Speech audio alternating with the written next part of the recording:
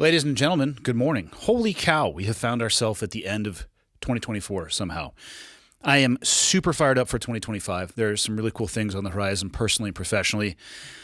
I'm going to talk about them as I am sure that they are going to happen. My theory is to underpromise and overdeliver, and sometimes I feel like if you talk about them early, you jinx it a little bit. But I digress. Let's get into what makes this podcast possible. It's Black Rifle Coffee. I just went over to their website right now. It says free shipping on orders of $30 or more, but the reality is this. This comes out the Monday before Christmas, and you probably have missed your opportunity to get somebody a gift, to get it to your house on time. If that's the case, they have some cards right down here on the left-hand side. Or what my suggestion would be is this is truly something last minute, but they like coffee. You have a choice between the ECS, the exclusive coffee subscription, or Evans coffee subscription, and their traditional coffee subscription. So you could always sign somebody up, make them a cool card, and gift them the gift of coffee, which keeps on giving, and you'll be covered. You know, not awesome that you waited too long and forgot, but we've all been there at some point in time, and it's a really easy and cool gift to give. And if you're a coffee fan yourself, there's a bunch of sales going on their site, so you could get some of their apparel, their gear, the samplers, the bundle, whatever it may be. You can pick and choose. And, you know, people ask me all the time, what can I do to help support the podcast? There's two things.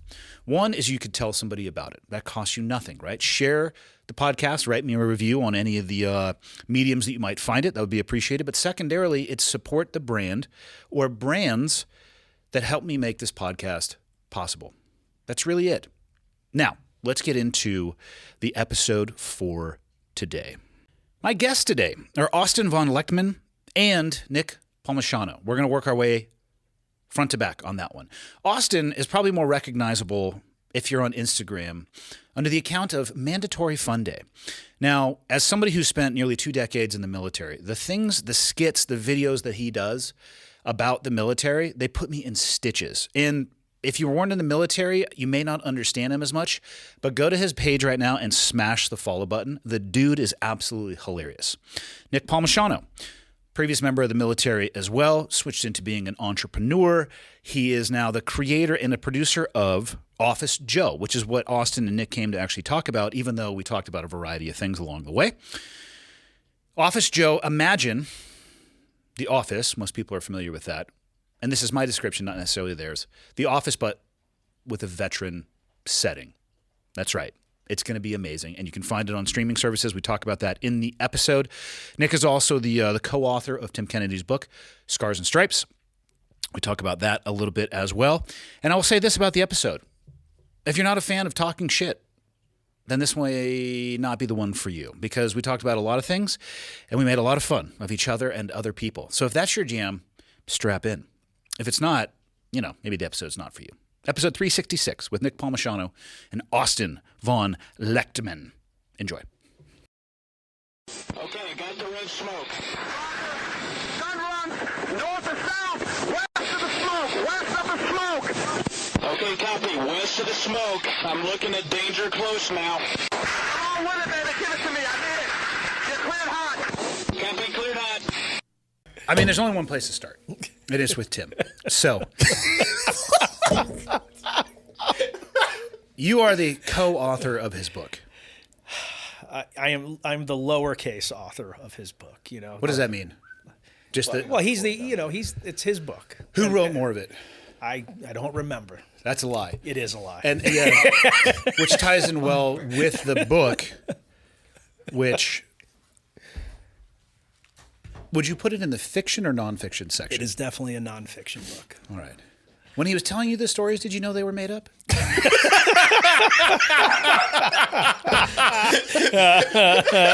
I'm not cutting any of this out. No, I know you're not. I know you're not. No, we talked to so many people for that book. So many people in every area, interviewed as many people as possible. You know, and like, you know, when you're talking about the combat stuff, everybody's story was like a little different, Yep. but they all lined up to the same, you know, general messages. So, Yeah. How do you think it'll play out for him in the long run? I mean, the internet always finds something else to be outraged about anyway if you give it enough time. How do you think it'll play out? I think in 5 years, Tim Kennedy will still be Tim Kennedy, and he'll still be doing great things.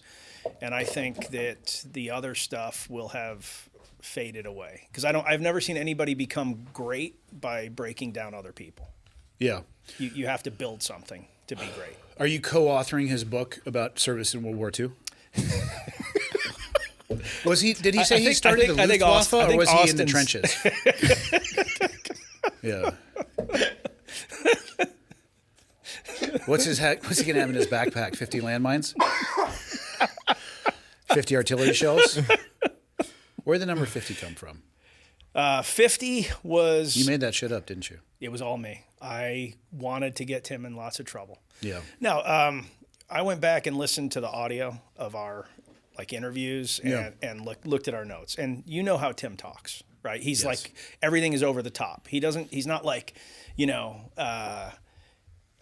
this taco is really good. He's like, this is the best taco in the whole world, and just over the, it's, you'll never find a taco this good. So he was like, I had a backpack full of grenades, like 50 of them, a gazillion of them. Like, I don't know, like it was tons. And so, in the process, at one point it said, I believe it said, I had like 50 grenades. And then, when you go through the editing process, first, people that haven't written a book, you turn in the manuscript, and then the main editor goes through and takes his or her cut at it. And then then that cut comes back to you, and you accept changes, delete changes, offer up other changes. You kind of do that back and forth until you agree. Then it goes to a line editor, and a line editor is just a grammar freak. So if there's... What are you looking up, Michael? If there's Jesus. anything that is grammatically incorrect, they flag it and you make a decision. And I think somewhere in the process, the word like got removed. Yep. That's what I think happened. But, having read it a bunch of times, I didn't see anything that was odd about that because 50 is so outlandish. I would not expect anybody to be like, yeah, he really had 50 grenades. Then why put 50? It's a valid question. The answer is because Tim's Book of Lies. It's bottom line. Yeah, it's a fictional book. It goes right next to the fucking Hobbit. I will tell you, Tim Kennedy does have a history of lying, and let me tell you. Yes, now we're getting to the fucking good stuff. Tim was like, he tells me I am going into judo and I'm going to work on judo. And I know you're good at judo, and I've been beating you up all these years. So let's do some judo together, and we're only going to do upper body stuff. Isn't he a judo black belt? Now he is. But back then he was a white belt. And so I was like, cool, let's do that, because he really had been beating the crap out of me for years, in fighting and jiu-jitsu and everything, because he's a professional fighter, athlete, etc. Have we confirmed that? I don't know. Have we? Maybe it's possible. It's possible. We're going to need to check the tape on that. It's possible that the 12 years that I spent cornering him was a figment of my imagination. Was it green screen? It might have been. All right. So we start, doing some randori, only upper body, and about 30 seconds into it, he's talking to himself. He's like, "Oh, you're hard to move. You're actually hard to get in on, right?" And then blast doubles me. That checks out. Just 30 seconds into trying jiu-jitsu, blast doubles me to the ground, and I'm like, "You said we were doing upper body," and he does his little evil laugh. So there's a confirmed lie right there. Yeah. Yeah. The question is, where do you file it? I don't know. The beginning, the end. What do you want, Javelin? We have a puppy today for the first time here. What is it? Michael, I know what we're going to do. Pick up that cage and stuff him in the other studio and lock the fucking door. All right. That's what he deserves. Sounds good. And then that way we can keep going without worrying about the dog. He was chewing on the cord earlier. Oh, that's awesome. Do we still have good audio? He's running from you. I know. He knows what's coming. Yeah, I feel bad for Tim. He's a fantastic person. A lot of people don't have the touch points of personal experience with him. God, I hate the world of social media. We were kind of alluding to this a little bit earlier. It's not real. It's not the real. Gap between social media and the real world. Tim does talk in the way that you described. I've never met anybody who's more willing and ready to help. Like if you come to him and you're like, hey, I need advice or whatever. Like, I mean, he beat me up for 30 minutes on the mats first, but then we went back to his office and he was like, what are you trying to do? Yeah. Like when I was still kind of establishing myself and I was like, these are my ideas. And he has a really, really great, clear way of communicating. Like this is not going to work. Like I've tried this before. This is what you should do. And he'll put you in touch with people that he thinks can help. Like he is very generous, in wanting to help. He doesn't do that for me ever. Just same. I also have experienced that. He has Tim. never helped me with anything, so I don't even know what this guy's talking about. My experience with Tim is he is constantly either grabbing a weapon or trying to fucking tackle me to the ground. or threatening people. Yeah. Or threatening people in like a funny way. Do you think that it will change the way he describes stuff going through what he's going through right now? Because here's the thing, and all jokes aside, Yeah. some of what he is dealing with right now is his own doing. Oh, it's a bold statement. We're going bold today. No, our experiences are ours to do with what we want to. But it's not a free license to tell stories. Stories are important. The reason I wanted to be a SEAL was because of the stories that I had heard about SEALs. But every individual is 100% responsible for what comes out of their mouth. And I don't think he is trying to portray something that he is not. But at the level that he is at, he has to expect such an extreme level of scrutiny on everything that he says. He has to be cautious. And that's what I mean. Like some of what he's going through is a little bit of his own doing. And I would say that to him if he was sitting right here. Yeah, no, I know you would. And I know where that comes from. I don't ever like to speak for anybody. I know that I have never seen him lie other than the jiu-jitsu, the judo event I told you about, and occasionally telling women that they look nice at formal events when he doesn't really think that. That is the move, by the way. That is always always, what you do. it's always the move. And if they say, how old do you think I am? You say 22. Regardless if that's demonstrably false. If fucking Gandalf is sitting in front of you, you're like 22. I don't spend time with anybody I don't think is a good person. Yeah. And he's one of the best people I've ever met. Yep. It is hard to have the entire, what seems like, it's really a very small subset of the population. It is hard to devote that much of your life to a population and it seem like the world is turning on you. So do I think that he will likely be more exact with anything he says, like especially in a book form or something going forward? I think probably. Yeah. I personally think the whole thing has been really, really unjust. I just think it's been unjust. And, I think that you can nitpick anybody and make them seem terrible. Not me. No, you of course are perfect. That's why we're on the show. We're trying to learn how to be more like you. I was down at Black Rifle yesterday. We might have talked about Tim a little bit on the podcast. It's hard to say, hard to remember. And I was telling Evan, I'm like, I'm fucking tired of people not knowing about my valor. And so I finally came out with it. Like, I am the Navy SEAL with the most sniper, with the most confirmed misses. And I'm just like, I want somebody to fucking prove me wrong. Like, that's my valorous statement that I'm throwing out there. And the funny thing is I'm not even joking. I can miss a motherfucker like nobody's business. But that's literally how I try to be so cautious. First off, I always say the same thing. Like, my career was super average. I never did a fucking thing. So I don't make any claims to do so. And if I'm going to make a claim, it's going to be something ridiculous, like I just said, which is also based heavily in truth. It's tough. Anything you put out there, it's going to be looked at through a lens of other people's experience, probably an immense amount of time away from the event. It's fucking tough. I wouldn't trade places with him for the world. Yeah, it's very hard. And I also try not to go too hard on the people involved either, because, we were talking about this earlier, not even in the context of like the Tim thing, but like, I've never met a high performing person that isn't broken in some way. Like, Yeah, they're not balanced.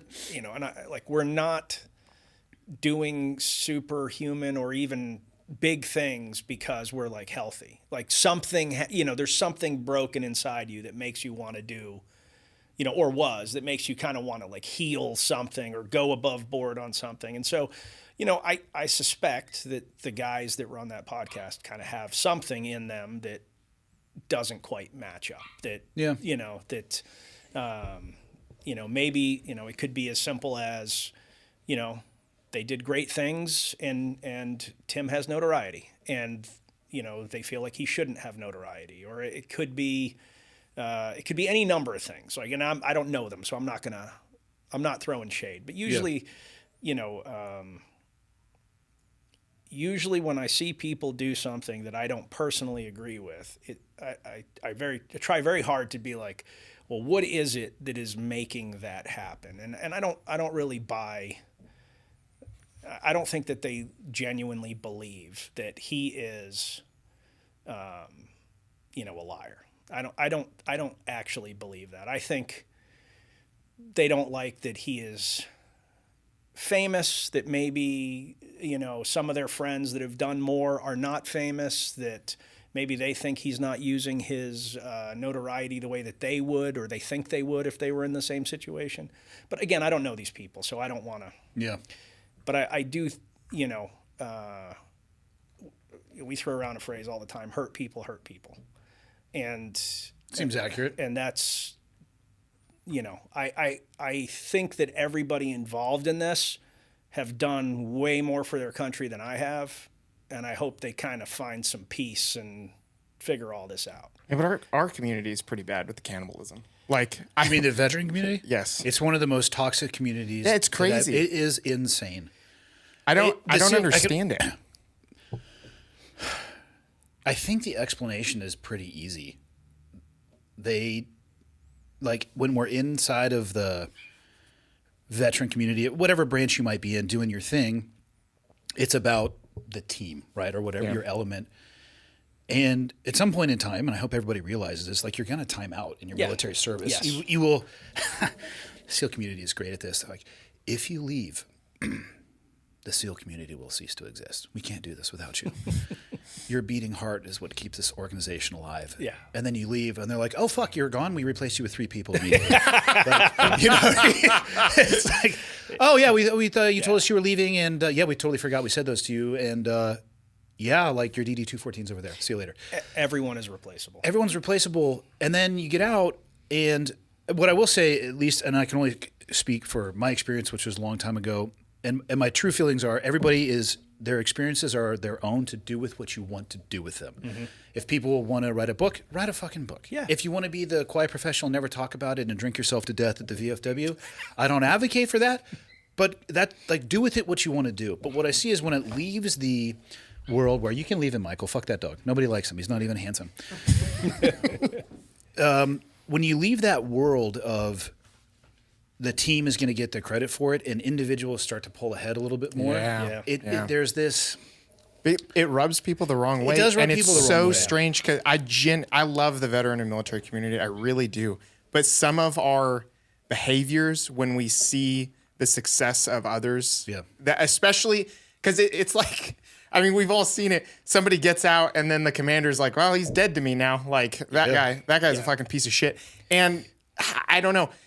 I truly do believe a rising tide raises all ships. Like, if one veteran... Did you make that up? I did, and I'd like that to go in the next book, please. I might have heard Tim credited with that back when he was sailing with Christopher Columbus. He was on Old Ironside when he said that. Wasn't he using the sextant on Christopher Columbus's vessel? I swear that his initials are on Plymouth Rock. Are they not? I believe they are. I'll have to look I into believe that, you're right. I love seeing other people's success, and it makes me want to try harder. Like, you know what I mean? For a lot of people, it doesn't land there. It doesn't land They will there, see other people's success, and the most common thing that I see, at least, and I'm not trying to be critical of people that feel this way, because I do believe do what you want to, they will say, the only reason that you are successful is because of fill in the blank, the job. In our case, it would be the Trident, right? Yep. Which what I tell people is go on fucking Amazon and buy one. I don't care. I'll send you the link. You can have your own trident. Go forth and do fucking great things. Yeah. Probably wouldn't wear it out in public or make up stories. Yeah. Leave that to Tim. But I saw it come. You know, I was like, here it comes. Here it comes. Here it comes. I'm sorry, Tim. I'm only going to do that for a few more hours. They'll say, you're only this because of that. And, you know, maybe that's the case, but let's also be honest. We're not all created equal. Some people are really well tooled to serve in the military, and they are going to struggle when they get out. And some people are really good at taking their military experience and figuring out what to do with it after the military. Yeah. Yeah. And those two people are on a different trajectory. And oftentimes it is heartbreaking to see the amount of, it's like they're with the shepherd's hook and somebody's climbing a metaphorical ladder in their life, and they're like trying to hook onto their belt and pull them back down because that person's on a different rung. And Yes. it sucks. It sucks. And it is super fucking toxic. I don't like it. It's wild though, because, you know, to me, you know, you look at Tim, right? Like, you just stay with the example of Tim, since we're making fun of him for an hour. I can do 90 if you guys want to go longer. But, you know, he devoted his life to becoming an elite fighter. Allegedly. Allegedly. An elite jiu-jitsu player. Allegedly, right? The reason that people know about Tim in the first place in a meaningful way is because of fighting. Yeah. And then he had, you know, the most popular History Channel show for a couple of years. And then he had his own show, Yeah. So like all of these things are the reason why he, you know, rose to prominence. Now, if he had been a firefighter, right, and not in the military, people would be like, oh, cool.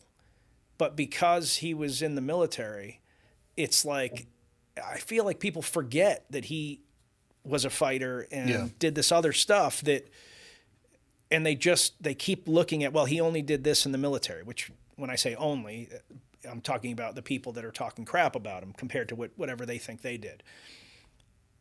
Well, you can go be a fighter. You can go be on a you can TV do show. these You things. can write a book. You can do all these things, but it's like everybody forgets about that and they just look at, well, I deployed twice as many times as him, so why am I not as big or whatever? I see that a lot. Those metrics get super dangerous and dirty. How many people have you killed, or this side or the other? And I hear those, or the deployment metric, or the whatever, end of life, whatever the fuck you would want to call it. And anytime I hear that, I always ask the people saying that, the generation of people that put you through training, did they have an opportunity to go into combat? That's right. And they didn't. Yep.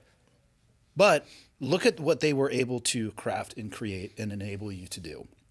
So they didn't get to deploy to combat, and you did. Are you better than them? I don't think so. They never had the opportunity. The world never presented them that opportunity. So putting a value, or all of your value, in what's your number of deployments, what's the number of firefights you've been in, how many people you have killed. I mean, cool. It's this constant game of one-upping. Yes, and then also, guess what?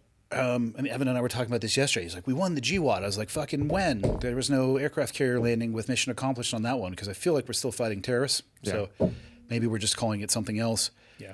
It's going to trend back towards what it was pre 9/11, which I'm glad I got to see that. My first 5 years in the military were pre 9/11. It was amazing. I drank enough alcohol to kill a fucking donkey. You know, like, lived on fucking per diem, traveled around, talked about how badass that we were going to be. And then when we got pressed for real the first time overseas, we're like, wow, we fucking suck. Thank God we're generations ahead of the enemy that we're fighting. It's literally the only reason that I feel like we won. But I understand what that was like. And so there wasn't this, how many combat deployments, this, that, or the other. I'm not saying it was a healthier, large ecosystem, but this metric of, well, I served in war and what I did in war is more important than what you did, even though you didn't have a chance to go to war. Like, what are we doing here? Yeah. Like, that scale's never going to balance. I always thought it was funny when I first joined, and like as soon as I got to my first unit, people were like, your generation's weak, your generation's pussies. Like, and I'm like, y'all are training us, brother. Like, Yeah. I'm not sure I'm the problem. I don't have any influence. Like, Yeah. I also think, like, there's just been weak and, you know, people who could be described as pussies around since forever. Forever. Since forever. Yeah. There's another aspect with Tim that I think makes people very uncomfortable. And that is he can beat the living fuck out of almost everybody on earth. Yeah. And I don't know if this is an issue on the women's side of the house, but a lot of dudes get really uncomfortable with that. Yes. So there's that aspect as well. And it's always dudes that like don't fight at all. Yeah. And it's like, brother, if you don't train at all, you can't fight. Like I went the first jiu-jitsu class I did, I was 26. I trained with the professor's like 15-year-old kid, and he beat the shit out of me. Did you try just seeing red? I did, and then I passed out. Yeah. But and I could have picked this kid up over my head, and he was just so good. And that's when I realized, like, oh my God, and I've never been an overly cocky person, I don't think, but that's when I realized, like, oh wow, like I'm not shit. Yeah. And for guys, especially in the communities, special operations community, and again, I can only speak for the Navy. I mean, we used to call it going over the berm. If somebody rubbed you the wrong way and you got into an argument, you would fucking go over the berm and you would settle it. We'd say go into the wood line. Yeah, or in the Connex box, whatever it is. Yep. The problem is, what if you got a dude who feels totally comfortable running his mouth, but he can beat the fuck out of everybody? What are you going to do with that? Yeah, like 100%. it's like, I actually don't want to go over the berm with you. So yeah, We just talk it out. yeah. Let's be reasonable. There's an aspect. There's an aspect of that For sure. I think he's going to be okay. Yeah, he's going to be okay. Yeah, he'll be okay. He's I wish people have had the ability to see him behind the social media presence and facade. I've had a good opportunity to spend time with him when literally nobody is there. And he is one of the most generous, kindest liars that I know. What people don't talk about too, or they don't see it, right? Because all you see is the forward-facing success, but what you don't see is getting up at 4 a.m. to do like establish your business. You don't see working late nights like after you've gotten off work, especially if you're in the military. It feels like when you see it on social media, it feels like, God, this person must be just lucky, or they must have a hookup or whatever. But it's always people with incredible work ethics that rise like that. Like I think Cody Sanchez just quoted it, but she was basically like, there's no such thing as like luck in business. There's just working really hard. There is luck in business. There is. Well, Yeah, luck should be defined as the intersection of hard work you get what and I'm saying. opportunity. Yes. You get what I'm saying, though. I just wanted to disagree with you aggressively. Publicly and aggressively. There is luck, but you get what I'm saying. Like lucky people worked really hard for Yes. 9 years. Like we just Lucky read people, about you have Jeff Bezos. A lot of at-bats, a lot of iteration, like nothing typically works right out of the gate. Yeah. Yeah. Except for the Cleared Hot podcast. I've been at this for like 7 years. I know you have. But that's the thing, to people don't, and again, I mean, I've heard the stat that there's 1,000 podcasts a day that are started. I'm sure. Which there might be. And they don't make it past episode like 3, right? Maybe they do, maybe they don't, but I blame most of those on Joe because he tells almost everybody he meets, hey, you should start a podcast. It's like, hey, man, shut the fuck up. Just kidding, Joe. I love you. You can keep telling people that if you want. But so say there's 1,000 a day. If you go online and you look at what a successful podcast is, they're looking at 100 to 1,000 downloads on an episode over a 30-day time period. Yeah. Oh, wow. Those numbers, relative. So if you let's take Rogan's as an example, who has billions of downloads. Yep. Probably, it wouldn't surprise me if he had over 100 billion downloads. And then there's the one with 300. There's a little bit of gap in between. But even, have you guys ever watched JRE #1? Yes. Michael? Yeah. It's fucking fantastic. It's filmed on a laptop rear-facing camera with snowflakes coming down. Fucking pull up JRE. It's amazing. Where it started to where it is. Right. Now, granted, did Joe have some advantages? A Fear Factor dude, comedian. Yes, of course he did. But fuck me, he's on episode like 14 million right now. Yeah. He cranks them out like 7 a day. Right. I went and he let me use his studio to interview him one time, which I'm sitting there, I'm like, this is really weird. You're like letting me, this is like borrowing the Millennium Falcon right now. And I don't know how to drive. He goes, dude, this is my 4th one today. I'm like, what? Yeah. How do you do that? That's wild. He looks How me does dead he in the do eye and he that? goes, weed. I'm like, okay. But he just fucking goes, yeah, look at this shit. Oh, damn, look at the second video down. Look at that. 3 hours ago, man. They're already Yeah. hopping on it. That's JRE1. I told you, fucking snowflakes, dude. Oh my God. Hat on backwards. Somebody watched this on MySpace. This is, Hey, take it this easy. became, I had a MySpace. I did too. this became and is probably the most powerful media on the planet. Yeah. object entity on the fucking planet. I think But here's where it started. Joe, who's probably galactically high there, doesn't even know that he's talking into the computer screen. Doesn't know the snowflakes are falling. Totally. That's a setting on the computer he accidentally hit. But Yeah. I mean, you know what Yeah. people say? Oh, must be nice or lucky. The 2,000 plus Right, episodes yeah. later of iterations. When I first started doing this, there was no video cameras. It was a little Zoom recorder and 2 microphones, and I used little 5-pound plates to hold the microphones down. So I'm traveling around with a fucking suitcase with an extra 10 pounds in it, like an idiot.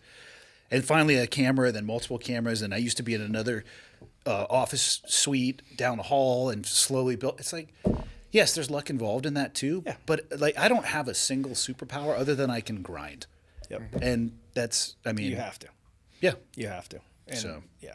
I have people ask me about getting into content creation a lot, and like, Is that what you consider yourself to be, a content He creator? does. He considers himself to be a content creator. He is, I'm going to say he is a content creator. He is. Let's talk about the people flocking to him at the coffee shop. All of a sudden, I'm there just trying to feed my poor know. wiener dog some water, and Yeah. fucking, I come out and there's multicam everywhere. And I can Fucking- tell sometimes he feels bad for me. He'll be like, "Hey, Nick used to be kind of famous too." And I'm like, "It's okay. You don't have to do that." That is not true. I don't need that. I don't need that. There was, I heard brakes locking up outside as people were like, Jay turning in to come to get pictures with Yep. you. Then they're asking you to send it to him. That Yeah. was a covert way of that guy trying to get your phone number, by the yeah. way. And they're always surprised that he has like his voice really sounds like this. I know. You know, because you think it's a bit. Like, who would want to sound Content like, creator. who would want to sound like this? Who would though? want to sound like Yeah. Beaker Who the fuck is Beaker? from the Muppets? You know, like Yeah. Yeah, famous content creator. I'm going to give it to you. It's good. I would say 75 people ran into the store to see him. yes, maybe 100. Yeah. That'll go in the third book. Maybe Yeah. 100. Are you writing a book too? I'm gonna get Nick to write it for me, Just go. because then I can put anything I want in it. I mean, clearly. No, but people ask me, and I recently had somebody. They're like, what is your trick? And I showed them on, I think YouTube, it has almost an exact number, and it said 4,367 videos. Yeah. And I'm like, I did when I started, I'd do 10 in a day. It wasn't that abnormal. Your videos are fucking hilarious. That's a huge compliment coming from you. Don't and here's the- build him up. But Don't no, build him up. it's true because, and here's why God knows when I first stumbled across it, but anytime people are making fun of officers, I'm fucking in. Oh yeah, I am an officer now, and I love it. I retired as a fucking officer. Yeah. But I did 12 years enlisted first, and I chose to go down the officer pipeline because I couldn't fucking make E7 in the Navy, and I was trying to figure out ways where I could still progress and do something. Right. So I switched. I mean, I was a limited duty officer, and I tell people emphasis on the limited, and probably light on the duty. You know. So- but people don't understand. They think that, again, the SEAL community is an Elon Musk multi-billion-dollar rocket kitted out with dudes in the most high-speed gear headed to Mars. And it's a bunch of retards on a short school bus. Licking the flavor windows and generally unwilling to quit. So it over time works out okay. Yeah. And people will think that I'm joking when I say No, that, and I'm dead fucking serious. But I think that's literally everything. I think most people in life, including myself, I don't usually know what I'm doing.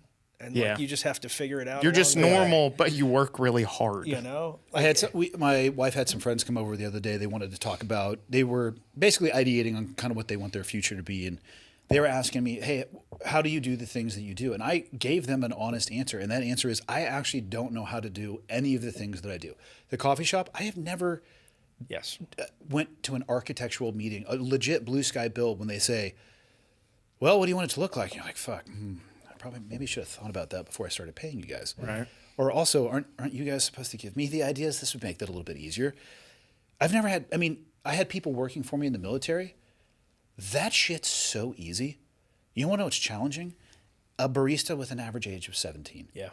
Having 30 of them, 30 to 40 people working for you and worrying about payroll and insurance and infrastructure and a management staff and all the rules. and then all also, the by the way, the health rules. And the environment, the climate of the workplace. and I don't fucking care about that. It's like, I knew it. I knew he was going to say it. That's why I said it. but then like the retail stuff, I don't know what people want to buy. And I actually constantly say this to our managers because I let them, the market gets to determine what we're going to sell. That's right. Because I'd be fucking bankrupt if I only sold the shit that I like.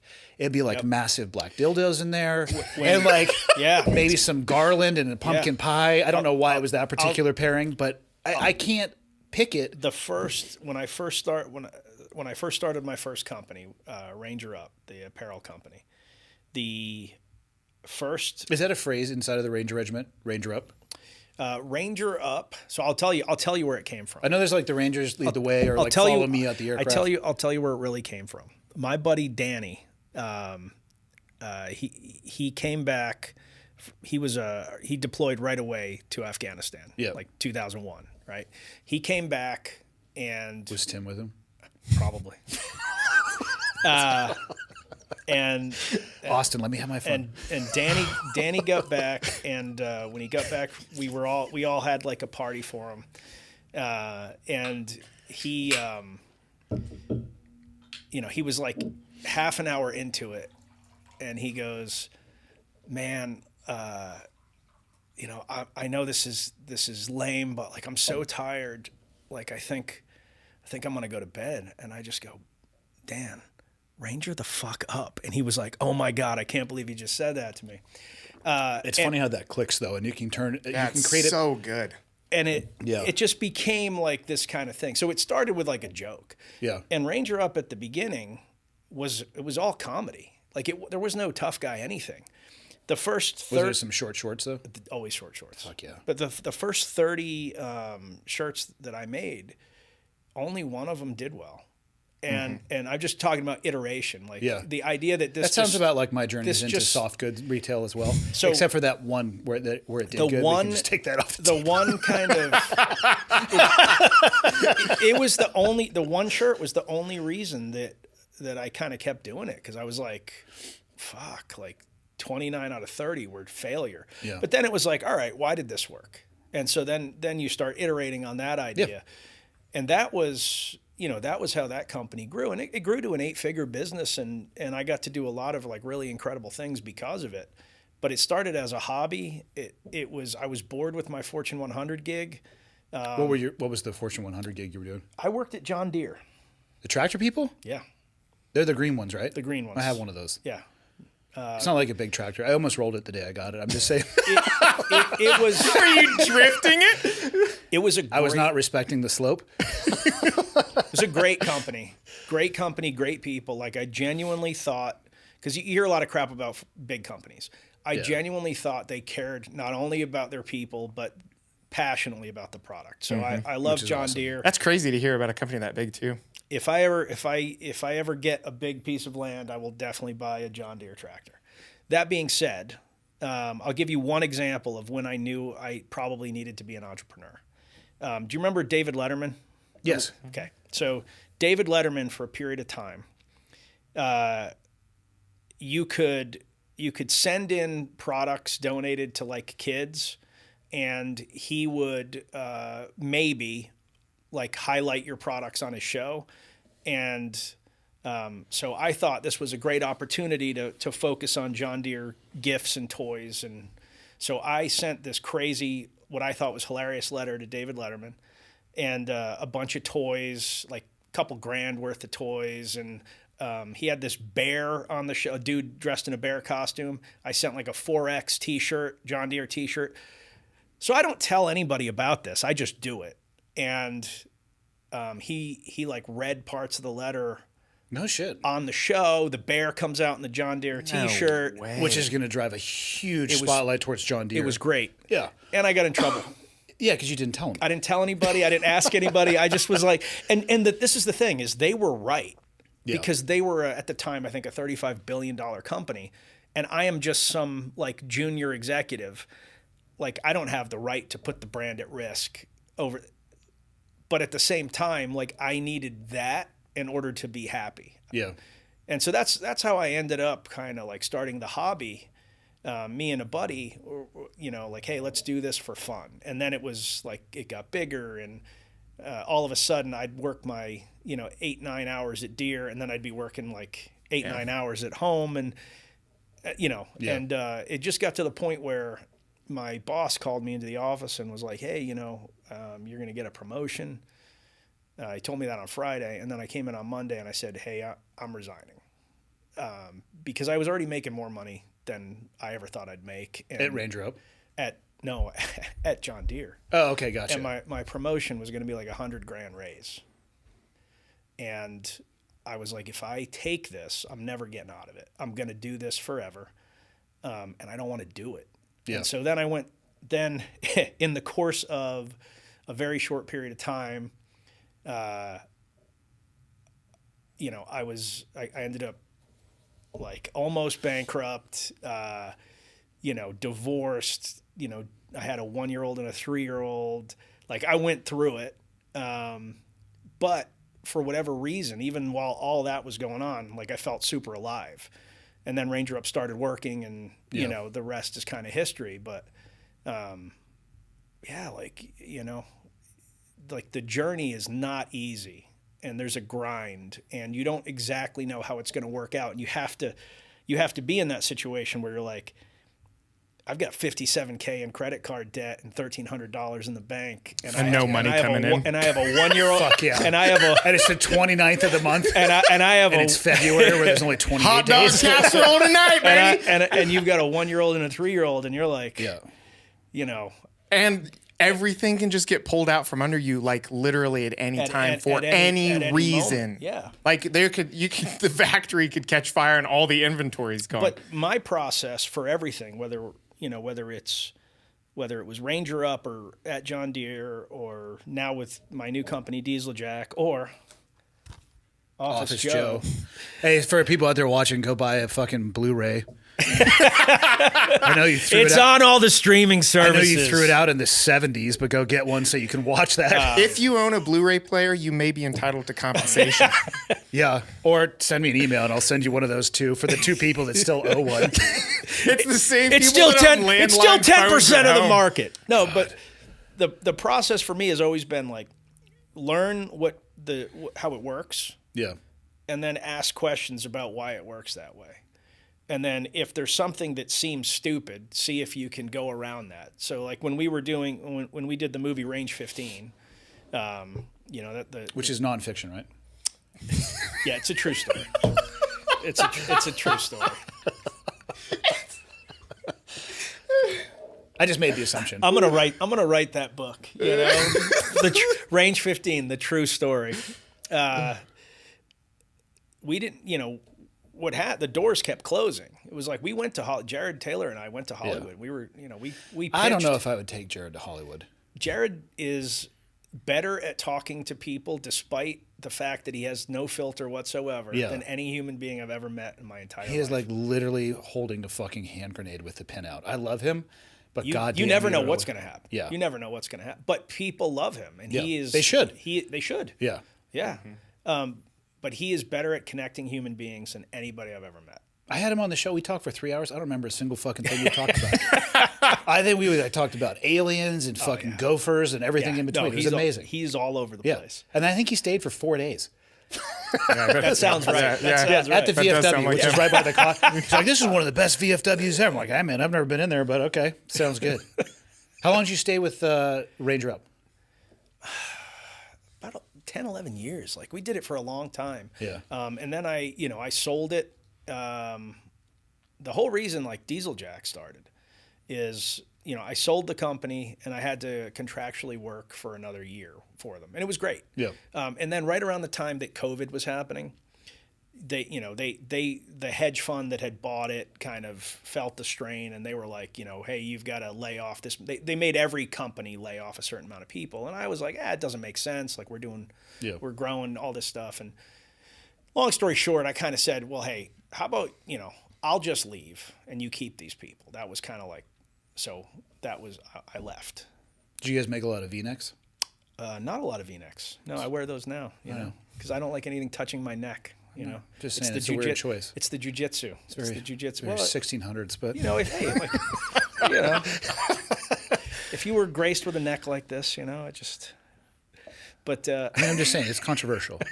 All right. it's a bold move. I don't see it often. It's a bold Usually move. paired with an ascot of some kind, so it's hard for me to get around. We've had enough controversy for the week already, Nick. I don't like anything touching my neck. Like Yeah, your shirt's, just so you know, your shirt's still touching your neck. collared shirts. It is technically. Collared shirts drive me nuts. Like I despise them. And even in jiu-jitsu now, I significantly prefer no-gi jiu-jitsu.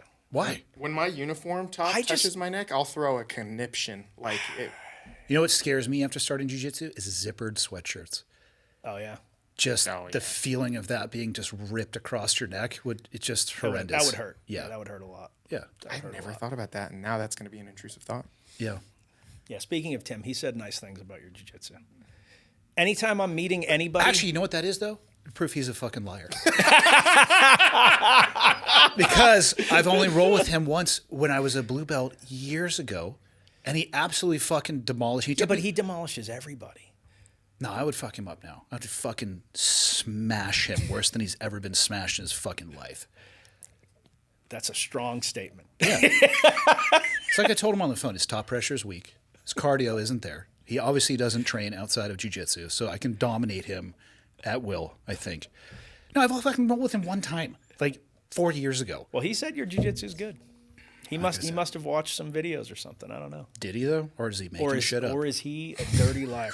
No, Is he making shit up? He's a kind man. He's being generous. Is He what he's typically will tell me whenever I'm meeting somebody whether or not that person would beat me at jiu-jitsu. Like that's how he categorizes things. He 100% sees the world through who he could physically dominate. 100%. He's a 100%. caveman. He said you would beat me at jiu-jitsu, but I was the better wrestler. Yeah, because I've never done a second of wrestling in my life. I'm just telling you what he said. Do you know how I beat wrestlers? I fucking sit down. Quick guard pull. I refuse to engage in wrestling with them. Yeah. I mean, it's smart. Oh, it's just grappling. Yeah. People who think that they're going to come in, I don't give a fuck what your belt is. If you hit a high enough level wrestler, you're so fucked.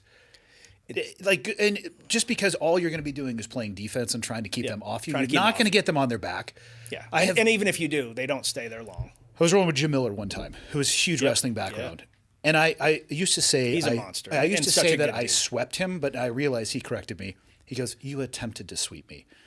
He did put his knee down, and I scissor swept him, and he was fucking completely back towards the ground. But before he landed, his fucking hips had switched. Like a cat. I'm like, Yeah. fuck you, dude. Thank God When do they teach you how to levitate? No, their hips turn over so fast. You can't get them on their back. Yeah. You just can't get them on their back. And even if his back had hit, it's so ingrained. I don't understand the rules of wrestling other than it seems to be the death if your back hits the Yeah, ground. you So the can't- second yeah. it hits, they come back up. You're like, Yeah. fuck, man, I actually don't know what to do with that. Like, I can keep you off of me, Yeah. but this is going to be the most boring 5 minutes of our entire lives. You know? And very tiring. It totally. Like, you're going to have ungodly forward pressure, and I might be able to stop you, and there's no chance I'm going to do anything offensive. And yeah, yeah, it's rough. Yeah. No, Tim is being extremely kind. Yeah, jiu-jitsu is fun, but it certainly isn't fucking magic. There's plenty of people who have my number. Not Michael, but it's plenty of people. He's a purple belt as well. It's just a room full of purple belts. Yeah, just a bunch of purple. But I'll probably be a purple belt forever. Why do you say that?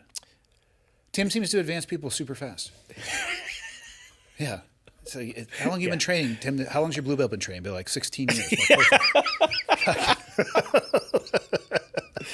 Yeah, he at one point he was just like, "Why don't you just come under me?" And I was like, "All right, I'll do that." And so, at some point he was just like, It was 9 years ago when you were a blue belt. yeah. At some point he was just like, "Hey, you're a purple belt now." And just, our structure is like he just tells me, "Hey, the next time we roll together, you need to be your attacks need to be more varied." And so then I go home and I think about, okay, what do I need to do? But I'm not. I so aggressively wanted to be a black belt in judo when I was a young man, and then I wrestled, and it didn't matter at all what like there's no belt. It's just like who can win. And so with jiu-jitsu, because I didn't really start belted jiu-jitsu. My wife is a much better jiu-jitsu player than I am. Well, they have to be more technical. She's extremely good. My wife's better too. She's a 3-stripe black belt, and she's fucking savage. So she was the one that brought me back to the mats, because I've always rolled, but I was rolling like no gi with, you know, like Brandon Garner,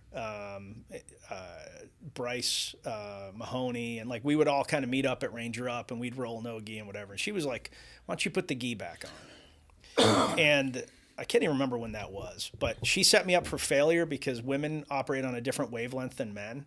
And so they were like, she's like, "Hey, my husband's going to come in." And they're like, "Oh, that's great." And she's like, "Yeah, he's super good because of, you know, he's a black belt in judo and he's this." And so she kind of bigged me up thinking like she's trying to be like a supportive wife, but not realizing. Sold your ass right down the river. So I show up. People are like, "Oh, really? I show Have up, them here at noon." And there's like a murderer's row of black belts and brown belts. And that's all I had. And like at the end of like 3 hours, I was like, I fucking hate all of you. You know, like it was like a 3-hour It's good fight. for dudes though. I actually think the world would be a better place if more men specifically experienced that. 100%. Oh And just my had God, to deal yes. with getting fucking dominated and controlled and having to go look in the mirror and be like, okay, that sucked. I suck. I can be better. This is a super long path, but I'm going to keep making myself uncomfortable and keep going back. God, I think it would round the edges. I wish more people could experience too what I mean, and I'm sure it's true for any like combat sport or whatever you want to call it, but like it will carry you through the worst parts of your life. Like, because when you're on the mats, you cannot think about anything else. It doesn't matter what's going on because you're just focused on not getting choked or not getting armbarred or whatever. And it's so uncomfortable. It's like, it's almost like a form of meditation. Like it pulls you into it and it's the only thing that you can focus on. That's what every single time I leave the mats, I leave, even if I got my ass kicked the whole time, I leave feeling better than I walked in. Yeah, for sure. I particularly like jiu-jitsu when things are not going well. Mm-hmm. Because just, you know, if you're hanging on my back trying to choke me, I'm not like, "Oh man, how are we going to make payroll?" You know, For sure. But honestly, honestly. No, for sure. Can you imagine people's, well, I mean, I think we all can imagine it because we all didn't start jiu-jitsu when we were a child. People who can't escape those thoughts. Mm-hmm. That I can't imagine, right? I just know why I just said I can't. I can't imagine the overwhelming nature of those inescapable thoughts if you don't have an outlet that turns the volume down a little bit. Yeah. Yep. It's, people are probably... I actually think that like a lot of the problems we have with kids and mental health and all those things are, and this is probably controversial, but the zero tolerance policies in high school and middle school and all for these violence things around fighting. Yeah. We've decided Is that what it is switched to? Like if you're violent at all, are you If you ejected? get It was into like a- that right around when I graduated high school.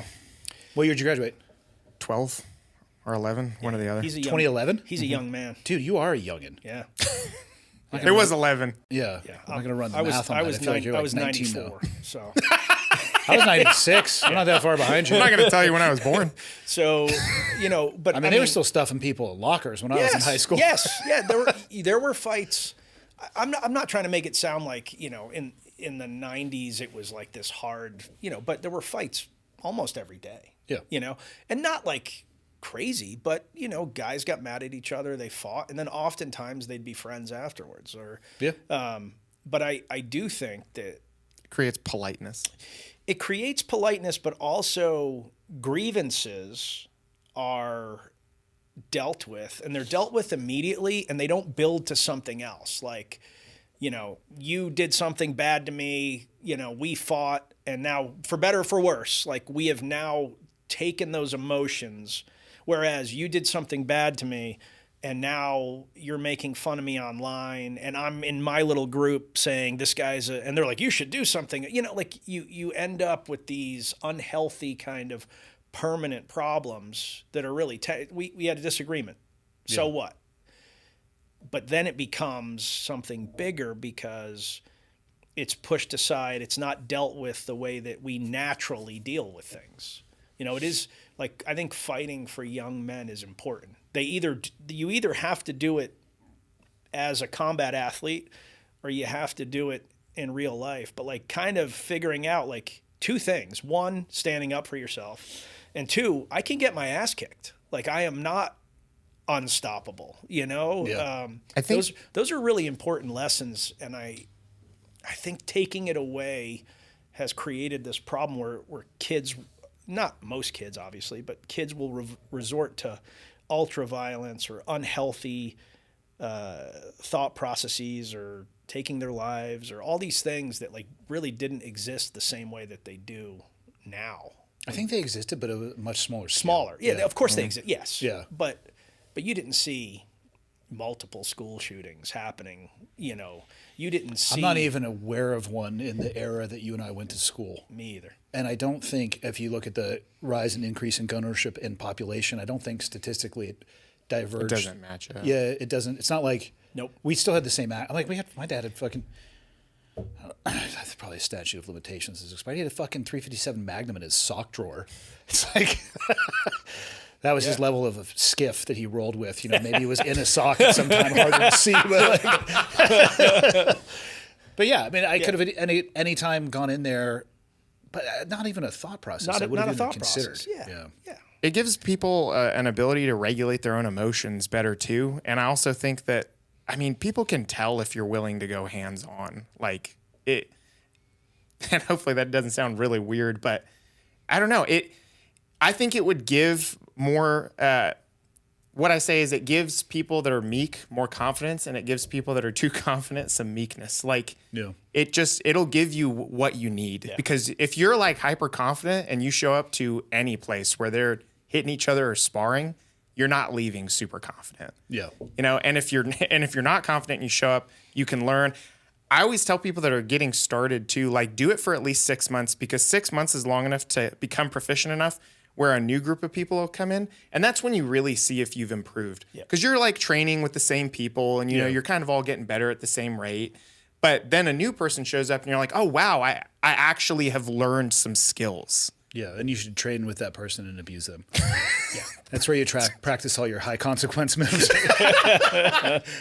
I'm just joking.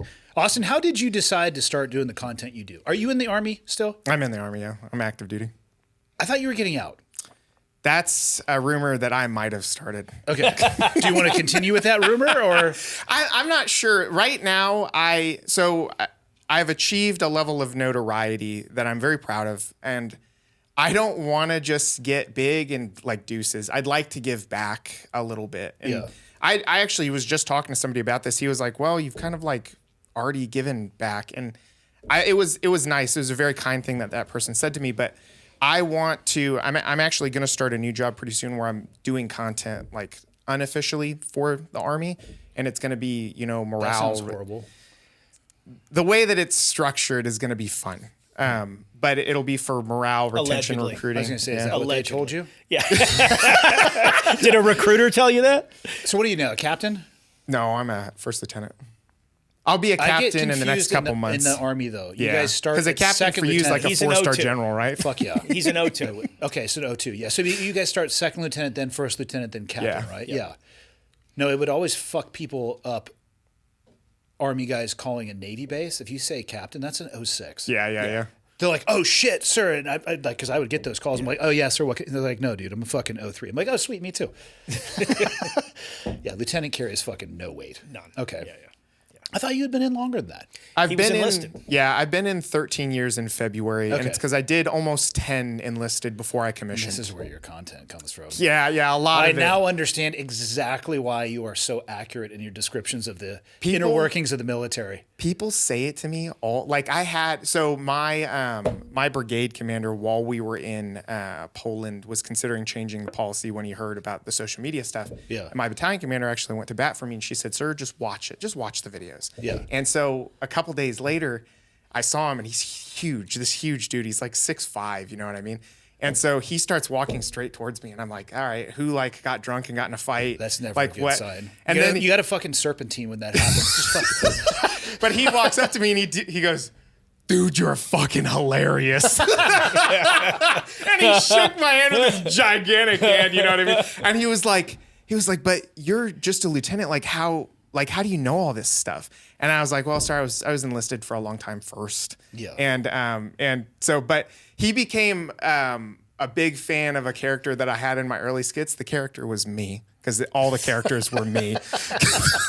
But he became a big fan of this Marine veteran, Blake, and he'd always wear these glasses, and like every third word was raw, and that was his favorite dude. And Blake had a pet raccoon named Raccoon. Yeah. And so Probably a red truck. he loved it. I think he did, actually. But how I got started is I just started making videos. I made like... But where did the idea come from? Because you were obviously in the military. You were aware that social media started. One day we were just like, fuck it. Like, Pretty much, I'm going in on this. Yeah, I started making videos. I got really lucky. So to counter my own quote earlier, I got lucky because my You 20... already are a liar. Yeah, I should write a book. My 20th to 27th video somewhere in there did like 60K, which at the time I was like, I'm fucking famous. Like, Yeah. you know what I mean? And it was a very like classic one of my skits where I'm a dude pretending to talk to a commander. Yeah, he talks to himself in all of his. Oh, I know. I love it. It's like, hey, look, it's me, Austin. Hey, I'm Austin. My you know, counselor said I needed to do something with the voices. So here it is. And it's healthy and it's doing well for me. But I'm like, sir, yeah, we got 2 new NCOs coming in. One of them, he volunteers. He's got letters of recommendation. He's got a master's degree. This guy's got a DUI and he runs fast. And the commander's like, I want that guy. But it's funny because that was so true, though. The lighting was terrible. remember I had words on the screen and the words were like off the screen. It was an objectively bad piece of content, but the message resonated with people so much because so many people had that experience. Yeah. And it just kind of took off. And I was like, oh, I can do this every day. And I did. Yeah. I did. I've done it every day Despite since. all that content, you were actually a good actor. When did the Army first catch wind of this, though? Oh, pretty early. Because I was at... I mean, you are in uniform in some of them. And Yeah. And when I first saw them, I was sitting there wondering about, like, how is this received? Probably depends on the pay grade that you ask and the exposure to it and how much they can laugh at themselves and the fucking military. Mm-hmm. I have had general officers reach out to me and say they loved it. Like Perfect. And I've had people... But there's another one that secretly hates you and wants to ruin your life. I guarantee that's true. I guarantee there is some dude that's like, someday I will ruin him. Like, Yeah, I had one guy walk up to me one time, and he wasn't even in my chain of command or anything, but he was like, I don't really like what you're doing online. And I was like, who are you? Like, what? Go talk to my boss. That's all you came back with? Literally. Well, I was expecting. I would have I thought you were He going to had say a lot of something. gray hair. I didn't know what rank I he thought you were was. going to say something No, funny you, there. Yeah, you come back with like, Yeah. dude, your fucking wife loves it. She sends me a bunch of dick pics. I have See, that's people markedly literally better. every week walk up to me and be like, my wife loves your stuff. And I'm like, 4 years ago, that would have been a fist fight. Like that Yeah. exact quote. So that's kind of funny. Yeah. It is funny though because he has somehow transcended our community. Like he's not. It's with Matt or Tim or Jarrett. Like they're all famous inside of a subset of people. But with him, like my kids have grown up around Tim Kennedy. They've grown up around the Black Rifle crew. Like they've grown up. So they're not like, wow, it's Tim. They're like, hey, it's Uncle Tim. When they saw me in a picture with him, they were like, oh my God, MandatoryFunDay? I'm like, why do you know MandatoryFunDay? And they just think his voice is funny and the stuff he does is funny. My And face is funny. So like my mom thinks I'm handsome at least. in high school, like They always high school do. kids follow him, which They don't realize, they probably think you're doing straight comedy about the military. Unfortunately, what they miss out is you're actually doing No, a what I'm documentary. saying is what I'm saying is what we do. Yeah. And I don't even play it up. Like sometimes it's played up obviously, but like it's funny that you say that. So early on my content was like super specific to the active duty Army. And then I saw somebody say, we do that in the National Guard. And so then I changed it to just Army. And then I saw somebody who was like, we do that in the Marine Corps. And I changed it to military, or I changed it to U.S. military or something. And then the first person that reached out to me from another country was this British officer. And he was like, dude, we thought you guys didn't do this in the American military. And I was like, no, brother, we do it harder. We do this so hard. And so then I just changed it to military. But I have this I just had this French dude reach out to me. And he was like, if you ever come to France, you're not paying for a single drink. And I was like, I'll take you up on that. For sure. But so it's funny. I've made it more and more broad and general while still applying to the audience. And honestly, I've tried to do more mainstream stuff. Like I'm trying to get into geopolitics, and I kind of make it funny with I put flags. It's still me talking to myself, but Yeah, he only talks to himself. Oh, I'm aware. the skits. It's fucking I don't have the hilarious. budget for any more actors yet. But I keep trying to pull this back in. But in this right here, In the Blu-ray that you'll have to buy. It's not just on Blu-ray; it's streaming everywhere. Then why did you bring me a fucking Blu-ray Because disc? it's- Because you can't get rid of them anywhere else? Because it's You higher. piece of shit. It's higher quality. I'd say put that in Tim's backpack, but it's too full of grenades. It is higher quality than streaming. I knew it was coming. I was like, you see it. He gets a little smirk right before he's about to drop it. This was the most fun project. Nobody can read me. Nobody knows what I'm going to say. This was the most fun project I've done. One of the most rewarding things I've done. And so I was so nervous. I've never acted before. Nick sends me the script. I'm reading it 6 million times. I'm still reading it on the plane over to North Carolina. And then I got there. And he's going to be in a scene. Him and Jared they play recruiters next door. Jared would be a great recruiter. Oh, yeah. He played the part well. Yeah, he would just be like, what do you want to do? We don't really do that, but like, here's the paycheck you get. And, You want a Hellcat? yeah, you can get a fucking Mustang at a 30% interest rate right off a base when you're an E2, and probably can marry a stripper if you wanted to. just low key selling it without selling it. He would probably have an exceptionally high enlistment rate. Yeah. Oh, definitely. He's so personable. And the people coming in would actually know what they're getting into. Yeah, he would be honest. Yeah. So, But still be able to sell them on the fact that it's going to be horrible. So when I was envisioning these recruiters, and these are the recruiters that are next door to the office that this whole show's about, I knew that, like, originally I was like, man, I've got to have Jared in this role because he plays like the shitbag recruiter, doesn't care that he's there. Yeah. You know, his uniform's messed up and he's just aggravated all the time. And I always wanted him arguing with somebody. And we met at a comedy event where he was doing stand-up. And We met at a comedy event where I learned that I'm bad at stand-up comedy.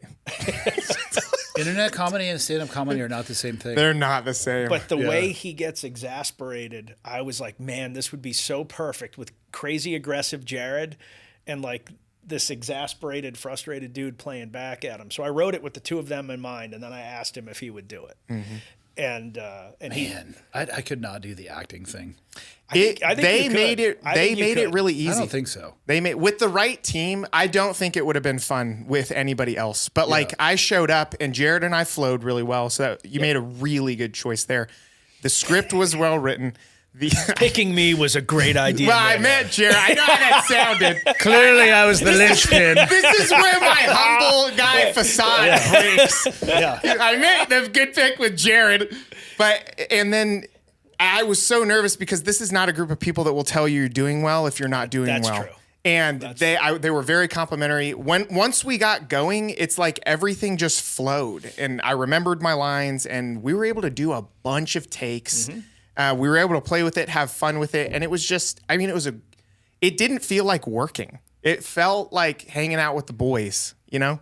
It was fun. Yeah, they're one of my favorite parts of the show. These two guys. We got described as the Peanut Gallery Muppets as well at the premiere. I like that. How'd you get it pitched and sign off as far as the project is going to get done? Where's it streaming right now? All the streaming services? Right now, it's for sale on Amazon, Yep. Apple, and YouTube. Okay. So you can get it on any of those. Where it's going to land long term, I don't know yet. We're kind of still talking to people about Is the idea that this is season 1 and there might be more? 100%. That's the plan.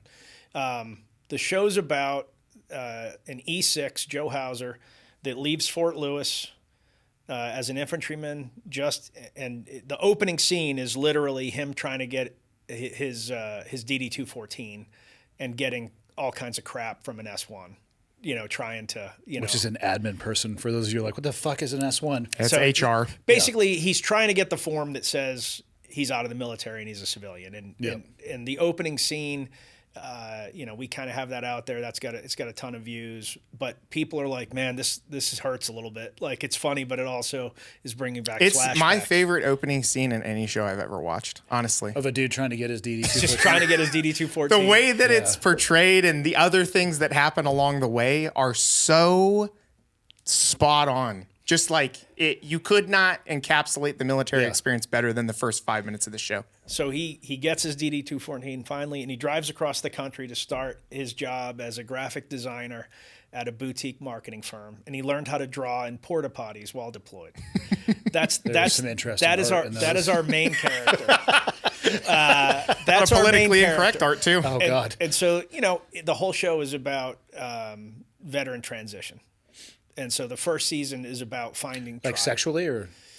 Well, that's a great question. So Yeah. episode 1 covers some of that. It's funny you mentioned that. It's almost 2025. We have to be clear. Episode 1 is you'll enjoy episode 1. Okay. But the whole idea, when I talk to people that are just getting out, that are struggling, and I spend a lot of time. I do a lot of work with the American Legion. I do a lot of work with the Independence Fund.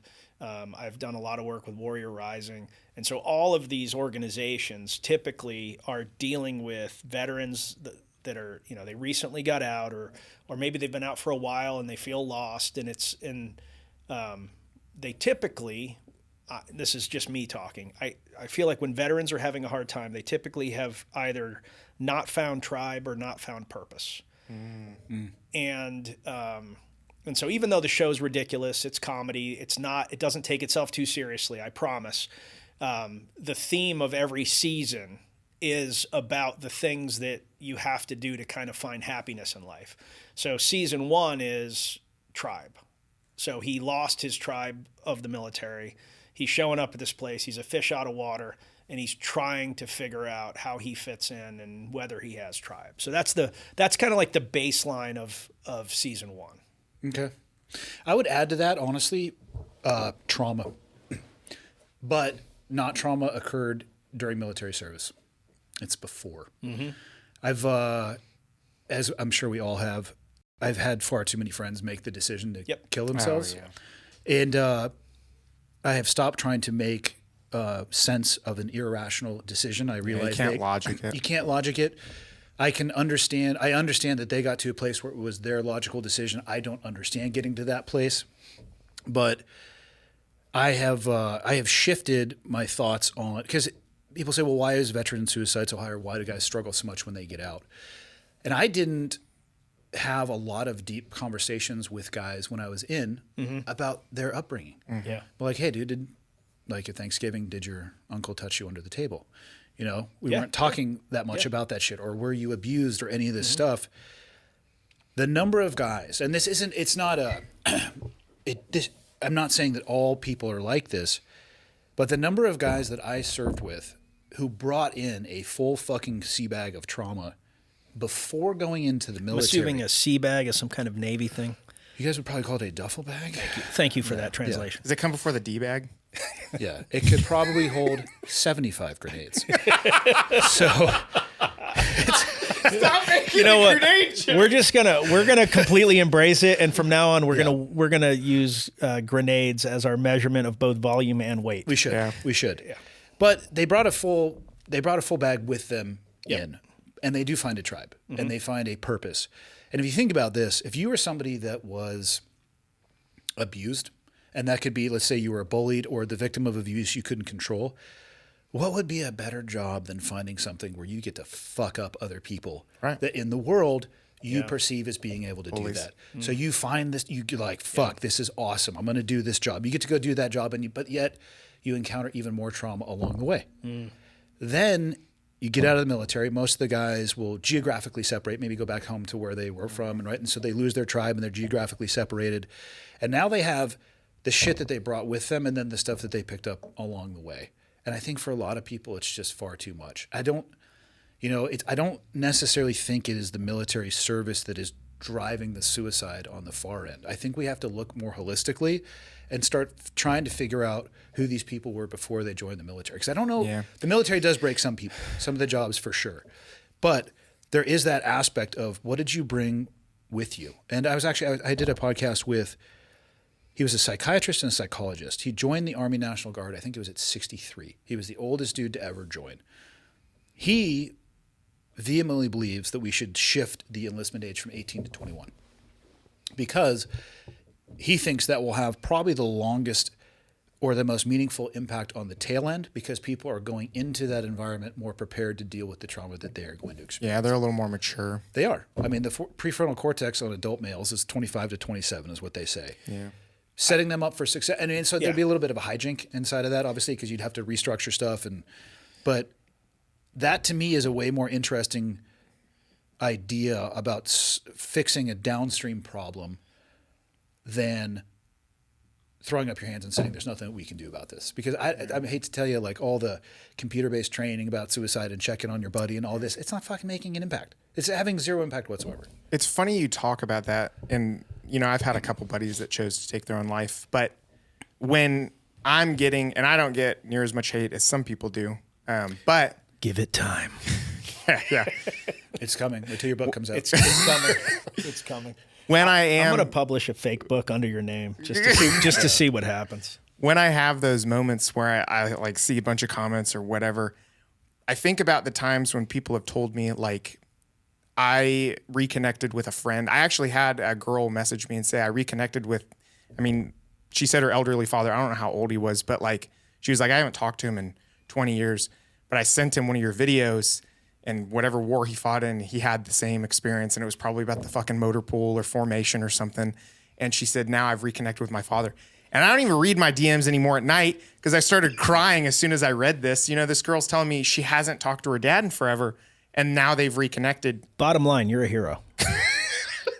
But I agree. I think comedy isn't like the kind of comedy that we Trying to start a slow clap. the kind I of was just letting you go with it. the kind of comedy that we like isn't promoted enough in the military. Like we make those jokes, but it's almost like, I don't know. Sometimes the seniors are like, I don't know if the world is ready for the type of comedy that really gets my rocks off. It is fucking dark. But goddamn, the shit I have laughed about in the complete remote isolation of the backwoods where nobody could possibly hear us with any listening device would fucking drop people dead in their tracks. But I also think that's probably a coping mechanism in how you survive as well. But yeah, it's man. Well, that's the funny thing about, Range 15 was like, we pushed it with Range 15. We pushed the limits of comedy with that.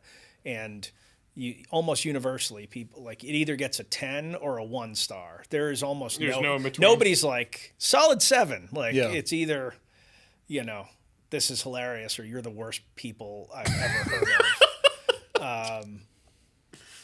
of. Spans the gambit, if you will. Yeah. Yeah, that's okay. Yeah, I mean, what are you going to do? It's, I don't know. So, Austin, you stay in. If you stay in, how many, you've been an officer now 2+ years? Yeah. Does the Army reset your retirement calculator like the Navy does by 10? So the small print on my LDO paperwork was, you owe us 10 more for retirement. From the time you commission? Yeah. Oh my God. Yeah. We call that an ADSO in the Army, active Did you duty know service that? obligation. Or was that like surprise? I did know surprise? that. I did know it, but I didn't care. I ended up getting medically retired at just under the 17-year mark, I didn't want to do that. I was actually, I think 5 to 7 days away from just separating. And that's when I waited to do my discharge physical because I was like, fuck it, whatever. Maybe I won't even do it. And the doctor looked at me and said, there's no fucking way I'm signing this. I'm like, well, you need to because I have plans. And I ended up extending for a year and went out to NICO and did the whole MEB, PEB process. So it didn't really matter. And I would have been okay with it. But it's I'm glad that the Army doesn't do that. So if you decide to stay in, though, how are you going to do both? How are you going to, because there is a point in my estimation where what you're building will grow to a point where it probably won't serve the Army as much as they necessarily want it to, where they'll probably say to you, hey, this isn't somehow way, shape, or form getting in the way of or bumping up against your ability to professionally do your job as a soldier. Yeah, I mean, right now my plan is to stay in. I've got 7 years until I can retire, 7 years and change. So I wish I had an answer for you, but I'm going to tackle it the best I can when it comes. And if somebody says like, hey, this isn't jiving anymore, then I'll bow out gracefully. But I think that what I'm doing is good. I think I walk a really fine line of professionalism and comedy and realism. Yeah. And so I'm hoping that people will continue to see that. And so far they have. My chain of command's always been super supportive. I've had that one guy and then maybe one other person. You're still relatively junior though too. I'm curious if it'll shift as your rank kind of ascends. The cool thing is as the envy, the 04 envy starts setting in. Well, if you take away the social media aspect of it or the notoriety, just in the military structure, right? The higher you go in rank, the more influence you have. Yeah. So not that I would necessarily agree with that argument, but I could land at a place where I see where they're coming from. I could see them not wanting him to be a commander making this kind of comedy. What do you do in the Army? What is your job? I'm an MI officer. I'm a platoon leader right now. What is an MI officer? Military intelligence officer. Okay. All right. I think he's asking you, what do you do? He works in military intelligence. Yeah. I herd cats right now. I don't do any MI as a platoon leader, really. It's just managing guys. Yeah. I don't know if that's going to get any better as you go up in rank. I think the number of guys you manage just might increase. Job satisfaction will stay exactly the same. I am excited, though. My next gig should give me the opportunity to use this talent to do something. I think I'll serve. Incredible talent. I'm going to give it to him. He is talented. No, he is. He's good. I have never met anybody. I have never met anyone that talks to themselves as well. I talk to myself so good. As this guy does. Hey, the rest of the world is going to try to tear you down. I mean, I generally roll out of bed in the morning, look in the mirror, and I'm like, "What's up, you piece of shit? What are you going to fuck up today?" It already makes me very uncomfortable to speak about myself positively, and Nick knows that.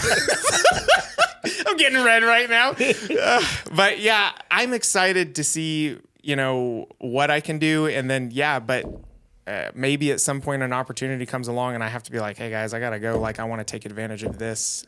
I don't know what that looks like, you know, but I love wearing the uniform. And I think even through the comedy, you can see the love for the institution.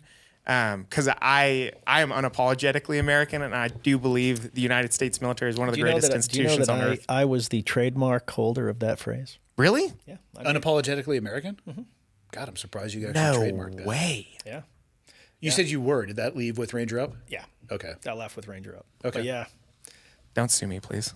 I don't care at all. It would be somebody else. It would be the. Oh yeah, I guess at this point it would be somebody else. He might be able to put in a good word for you. Yeah. But yeah, I love what I do. I love wearing the uniform. I'm very proud of it, and I don't know. I'm going to see where it goes. After, let's say, you're able to do the other 7+ years, whatever it is. Mm-hmm. Assuming you're still able to, and I don't see any reason why you wouldn't be able to continue to build. Will you just lateral and then full time into what you're doing outside of your military service now? Yeah, right now I'm trying to figure out, and I was actually talking to Nick about this in the lobby and a couple of my buddies. I'm trying to figure out the product that I want to sell, and I want to create something massive, and I know I can do it. What are you ideating around? Right now it's dippable pre-workout. That's what I'd like to do. That's the idea I have now. How the fuck did you come up with that? People are gonna I have a video series that went viral. Have you heard about what people are doing with Zyn right now? Yeah, yes, where they're putting it in their ass. Yeah, and on their ball sack. What? Yeah. Oh, I didn't know that. It's thin, permeable membrane, dude. I'm gonna put thin permeable membrane on a t-shirt. Fuck. But yeah, I literally just saw that headline. I'm like, why is this in my fucking news feed? Like, people are fisting Zyn up their ass. Like, yeah, fuck. I made a video series where it would be me in the gym, and I would like lift something, and I'd be like, you know how I can do that? Because I have 16 Zyn pouches in my ass, and I specifically picked 16 because 15 come in a can, and people picked up on it, and they're like, you had to crack 2 cans. Fuck. Has Zin taken over in the military? Oh God, yeah. It's and it's funny because remember I when get pissed if it's out at the shop that's close to my work. I'm like, what the fuck? Like, I need my fix. I don't remember when I first heard about Zin, but god damn. It's everywhere. When did that, was it like 4 or 5 years ago? Is it better for you than dip? It's 100% better because there's no tobacco and it's literally straight nicotine. Nicotine itself isn't that healthy, which is what the people that sell me nicotine tell me. Well, it's a nootropic. And about, I think, a half the dosage of a single Zin every 2 days. Yeah, probably. But yeah, it is better for you. Like, you're not getting all the crap that comes in tobacco. Is it good for you? I mean, I would debate I that. don't think I always thought like tobacco wasn't really the worst part, isn't it? Like all the stuff that The carcinogens and stuff. carcinogens, Yeah. Or I used to hear that they would, there was a little bit of fiberglass in there, so it would irritate the front side of the inside of your lip. Yeah, with dip. I mean, maybe the best litmus test is for somebody who's on like a Zin pack a day, like a can. If they were to stop cold turkey, are they going to have issues? Oh, I got a headache. Definitely. Okay. All right. So there's probably an addictive name. Okay. That kind of answers our question as to whether or not it's better for you.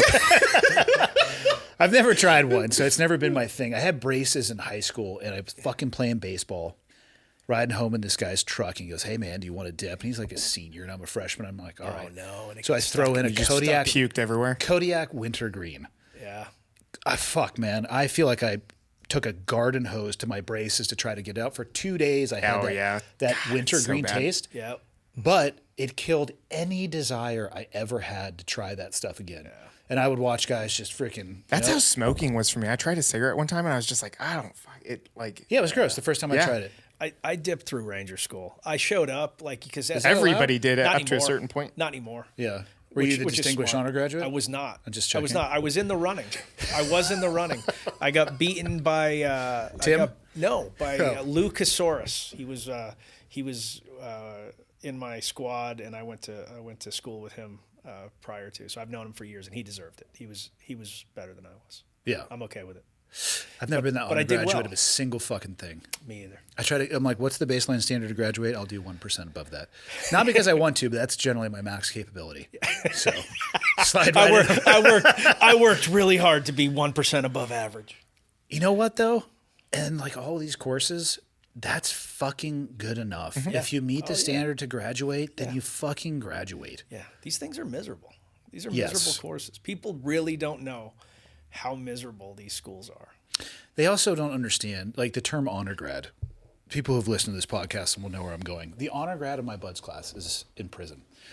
He and his wife lured a couple back to their apartment and cut them up with a spider Oh cone. my God. Yeah, and put their bodies into garbage bags. He used to work at a grocery store chain, so they distributed the bodies throughout the grocery store garbage can network because he knew the velocity that they would get thrown away. And then he got caught stealing T-shirts from a Hooters in the middle of the night. And when they looked in his wife's purse, there was a fucking Spyderco knife with like human flesh and hair on it. No. And the driver's licenses of the victims. Of the people? Yes. Oh, so they wouldn't have gotten caught if they weren't dumb as shit. Well, but they were Correct. really smart about like My point in that is- 99% of it. That was the honor man of my bud's class. Maybe let's not put too much into it. You know, what does honor mean to you? Did he write Mr. a book? No, he's still in prison. Okay. I'm trying to You get. can write a book from prison. I guess.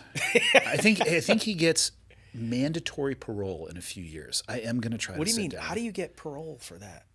I don't think his sentence was life. Can you look up Ben Seifert? SIFRIT. Mandatory parole, like How he can you- has to He get has parole? gone up for parole multiple times and has been denied. And wherever he is, Oh, I got you. yes, honor man, honor, courage, commitment, not a big deal. Wow. Okay, he's going to get out. Almost 20 years ago, they got divorced in prison. It fell apart. You know, I guess it's tough to have a Long distance relationship. totally.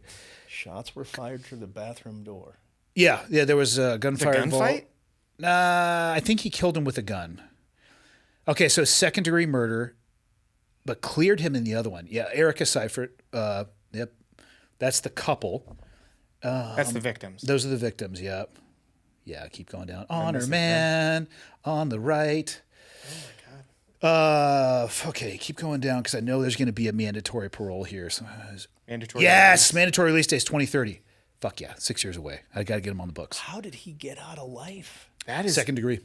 But how is that second? So, well, I guess we don't know the story. So when you Ooh, say she got first degree. And second degree, fuck, that means she was the ringleader, I think. she was the murderer. She's eligible for parole in 2024. There's no fucking way. They divorced in 2010. Pussies. Yeah, you might as well write it out at that point, right? I mean, fuck, if you're married and you're in a different prison and it's like, would she care if you were into your bunkmate who's a dude? It's like... So she probably shot. There was a gunfight for sure. Well, not a gunfight. My God, why am I saying that? There was a gun involved. Yeah. I don't know if they ever recovered the gun. I really think that the Spyderco knife with the DNA and flesh and hair and the IDs was probably tough to argue around. Yeah, no, that's hard. It's real Jason Bourne shit. I mean, that's what we teach in the SEAL teams. Yeah, I mean, you guys know how to distribute bodies via grocery store chains. You know, He did. I think it'd be a fascinating podcast. I mean, question one, like, hey, buddy, what have you been up to since I last saw you? you you don't open it with you're a that. coward. Oh You're my a coward God. if you don't do I that. mean, I haven't seen you since Bud's graduation. What you been doing? Bring me up to speed, dude. What have you been up to? Give me the wave tops. You know, other than getting your Give me fucking the wave top. ass bored out by your fucking roommate. But God. What's Wednesday prison chow look like? probably mac and cheese. Yeah. Office Joe. Well, talk to me about the production company you started too. Yeah. So, I guess we were talking about that. So when That's how I do it. I have no idea what the fuck I'm going to talk about. We can go with whatever subject you want. when I stepped down from Ranger Up, the company was like, well, if you're leaving, then we have no reason to have a North Carolina office anymore. So they can, the people that you have there can move to Ohio, or we're going to get rid of all their jobs. And I was like, oh crap. So I kind of thought about it, and then I was like, hey guys, I've got some good news and some bad news. I was like, the bad news is that next Friday you're all going to get laid off. And they were like, oh my God, like what the, unless you want to move to Ohio. And no one wanted to move to Ohio. And the good news? It's like nobody wants. It's not worth it. And I was like, the good news is you can have the same job at new company I'm starting. And they were like, well, what's the company? And I said, I don't know yet, but I'll tell you on Monday. And went home and I thought about like, what am I good at? What do I, what would I enjoy? Made some phone calls to a couple of guys that had run agencies before. And that's how Diesel Jack Media started, and named after I had a Jack Russell for 15 years named Diesel, Jack Russell, Diesel Jack, and launched a marketing advertising agency, and kind of grew that to a pretty significant company.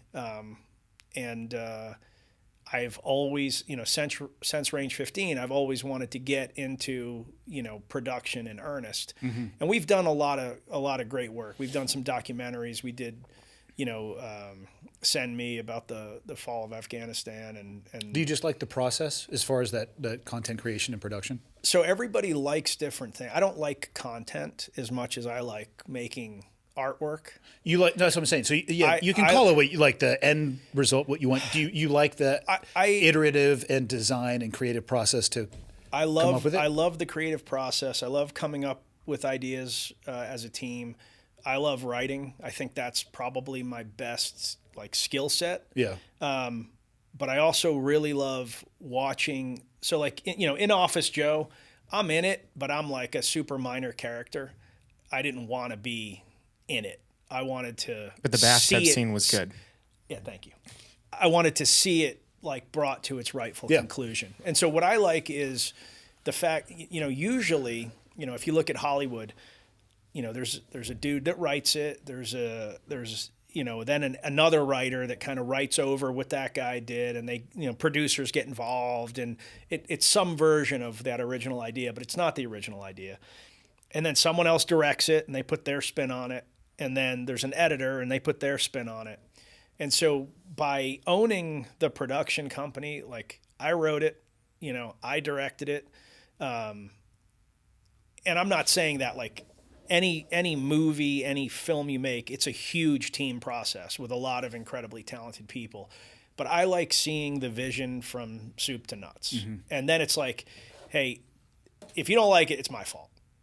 But I've watched a lot of really talented people that are in the Hollywood world that I know they're better writers than I am.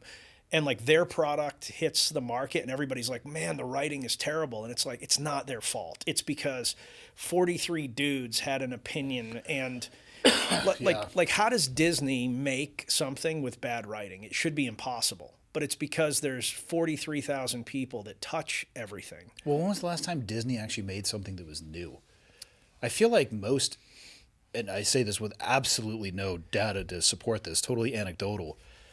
I feel like there hasn't been like a new movie made in a really long time. Actually, yes. Not even just Disney. They've made them, but you haven't seen them because they all flopped. Well, but it's like they're retilling the ground. Yeah, you know what yeah. I mean? Like, okay, superhero movie, but it's in this genre. Yes. You know what I mean? Oh, I get what You know you're what I'm saying. saying? Yes, you're saying there hasn't been a truly original idea out of them for a long time. It's like you're out there like, fuck it, let's just do another pass with the fucking John Deere over this dirt and make it look like something else. But it's 98% the same thing. But I think that's the transition from making films to making content. That's why I am really like very hardcore about, when I'm making an ad, that's content, right? Mm-hmm. If I'm making a silly thing on the internet to make people laugh, that's content.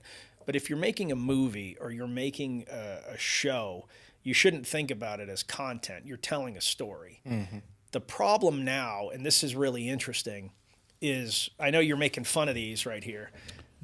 Losing this as a medium for sales is why independent film has suffered significantly. And it's why you don't see a lot of new movies. Because, really? Yes. Because this right here, people used to make more on these than they did actually in the theater, or at least a comparable amount. So now if you don't win in the theater, you're not getting any additional money from Netflix or Amazon or whatever after they buy whatever license they buy. Yeah, I've heard the back end deals on those are pretty microscopic. Like you'd have to multiply it by a massive number. Massive amounts. So, because of that, they don't want to take risk, right? Why would you why would you deviate from some? If you put, pick your current. Who's the dude right now that's like in everything? The Rock? Good-looking guy, was in Top Gun Maverick. Oh, Glenn. and he was in Twisters. Yeah, he was in Twisters. Glenn, is it Glenn? Glenn is his first name. Powell. Glenn Powell. Yeah, right. And no Savant. No shade on not Glenn a savant, Powell, it's right? gay. He's killing it. He's killing it, and I'm happy for him. But if you put Glenn Powell in something, you're going to do all right, right? Yeah. So like what he's put him in a rom-com, it's going to be all right. Put him in a quasi-action movie, it's going to be all right, right? He's actually done some interesting work, but the formula is you take a known quantity, you put action in particular, because action is universal, and Netflix and Amazon now want to make sure that international audiences get it, and you can understand an action movie regardless of language. And so literally that's what they're looking for. Action movies, horror movies. Yeah. If the plot's complex, it probably needs to be in your native language. Oh, wow. I never thought about that. That's really interesting. Tougher to follow if you got to read Yeah. the subtitles. I wouldn't expect a content guy to understand. Yeah, No, I can barely read. I'm obviously not actually throwing shade, but yeah. So that's like the challenge right now is they have to make money in the theater. So then you think about like Office Space, right, is considered a classic, movie. Like our generation knows that movie in and out. Completely flopped in the theater. Have you ever seen Office Space? I have.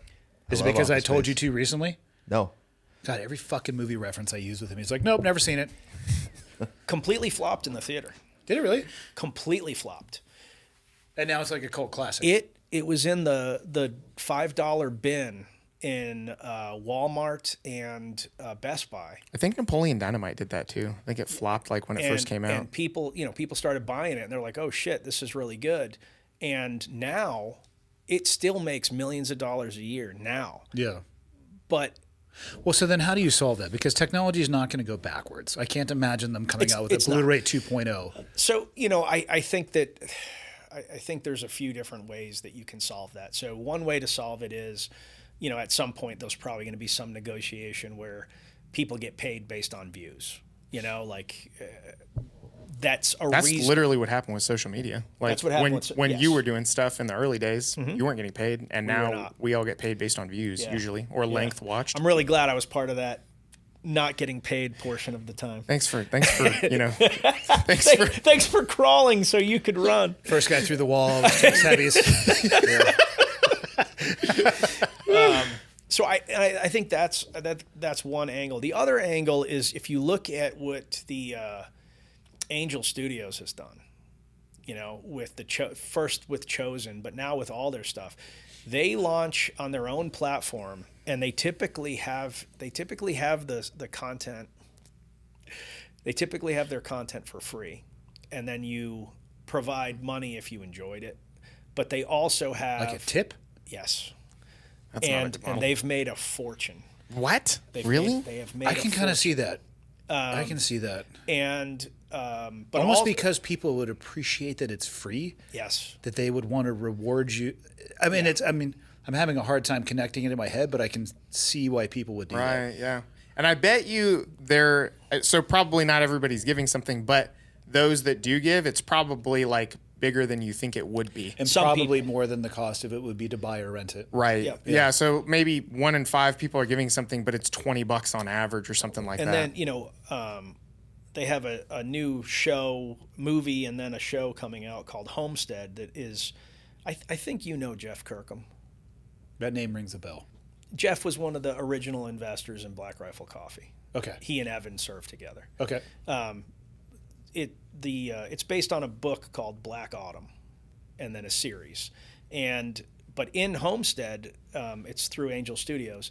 They actually are featuring like all of the products that are used. So there's like an ad network built into it. So at any point, Interesting. you can like click on the screen Oh, that's pretty cool. and be like, "What's this knife?" and it like pops up. And so So the stuff that they're like, if I had this yes, in the thing, somebody could click But in on TV it. shows and movies now, brands pay to have their thing on the table. They're missing that click to purchase it, but the brand Sure, yeah, but it's still that shit's there. not showing up accidentally. it's not. Oh, well, yeah, no, I Yeah. get that, but the idea that you could like, The idea that you could then they're reducing barriers to purchasing. oh yeah, massive. In Office there. Joe, though, I basically put all my friend's stuff in it. Yeah, of course. It was like, I mean, Jack Carr did the same thing with Chris, like the half-face blade knives, and Yeah. and most of the people, unless you're in his particular friend network, wouldn't notice it. But the ones that did were like, "Oh, fuck, that's awesome." yeah, So I get it. yeah. So the way we kind of built the universe is like you have your core group, but then because it's about it's about a design agency, the people coming in every episode are the interesting additions. So like Tim Kennedy plays a 500-pound evil executive named Silas Wraithmore, and Is this the real thing? this is really an Office Joe. Okay. Yeah, this I is just didn't know if it was a book. It's a true story. It's a true story. Yeah, no, Tim went method. He went method. He gained Tim is method. he gained 300 pounds. He put a fat suit on. for yeah, he did. He put a fat suit on. Just like when he tried to hide in the fucking jiu-jitsu gym by putting on prosthetics. It's like, get the fuck out of here, Tim. God. That's one of the first Tim Kennedy videos I ever saw. He put on like a really shitty mustache and went to a Yeah. jiu-jitsu gym and he pretended he wasn't He was just him. mauling people, and they're like, that's so weird. I made that video. Yeah. No, you didn't. Oh my God. It's when I literally told him about it when he was in Poland. That was when I met him. Yeah, That is hilarious.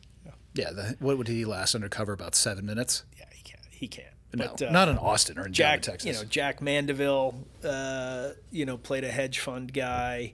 Mary Daig. Do you know Mary? You should. Mary Daig would be a great person to have. She's on really the funny. show. She's Okay. she was a EOD tech, and she lost both of her arms. She says being bad at her job. I was gonna say there's a super fucked up joke Yeah. there that I'm trying not to tell. Oh no, she's She'll make it. So she plays a I said the fucking red She's, wire. she's a she comedian plays a now, gang right? leader in the show. So she has no arms, and she has a gang of people that all act like they're Hispanic, but none of them are Hispanic. Okay. It's a weird show, but she's amazing in it. She is amazing in it. And How many seasons are you guys going to do? As many as you can? I have 5 planned. Holy fuck. I have 5 planned, but obviously, like, season 1 has to be successful. Okay.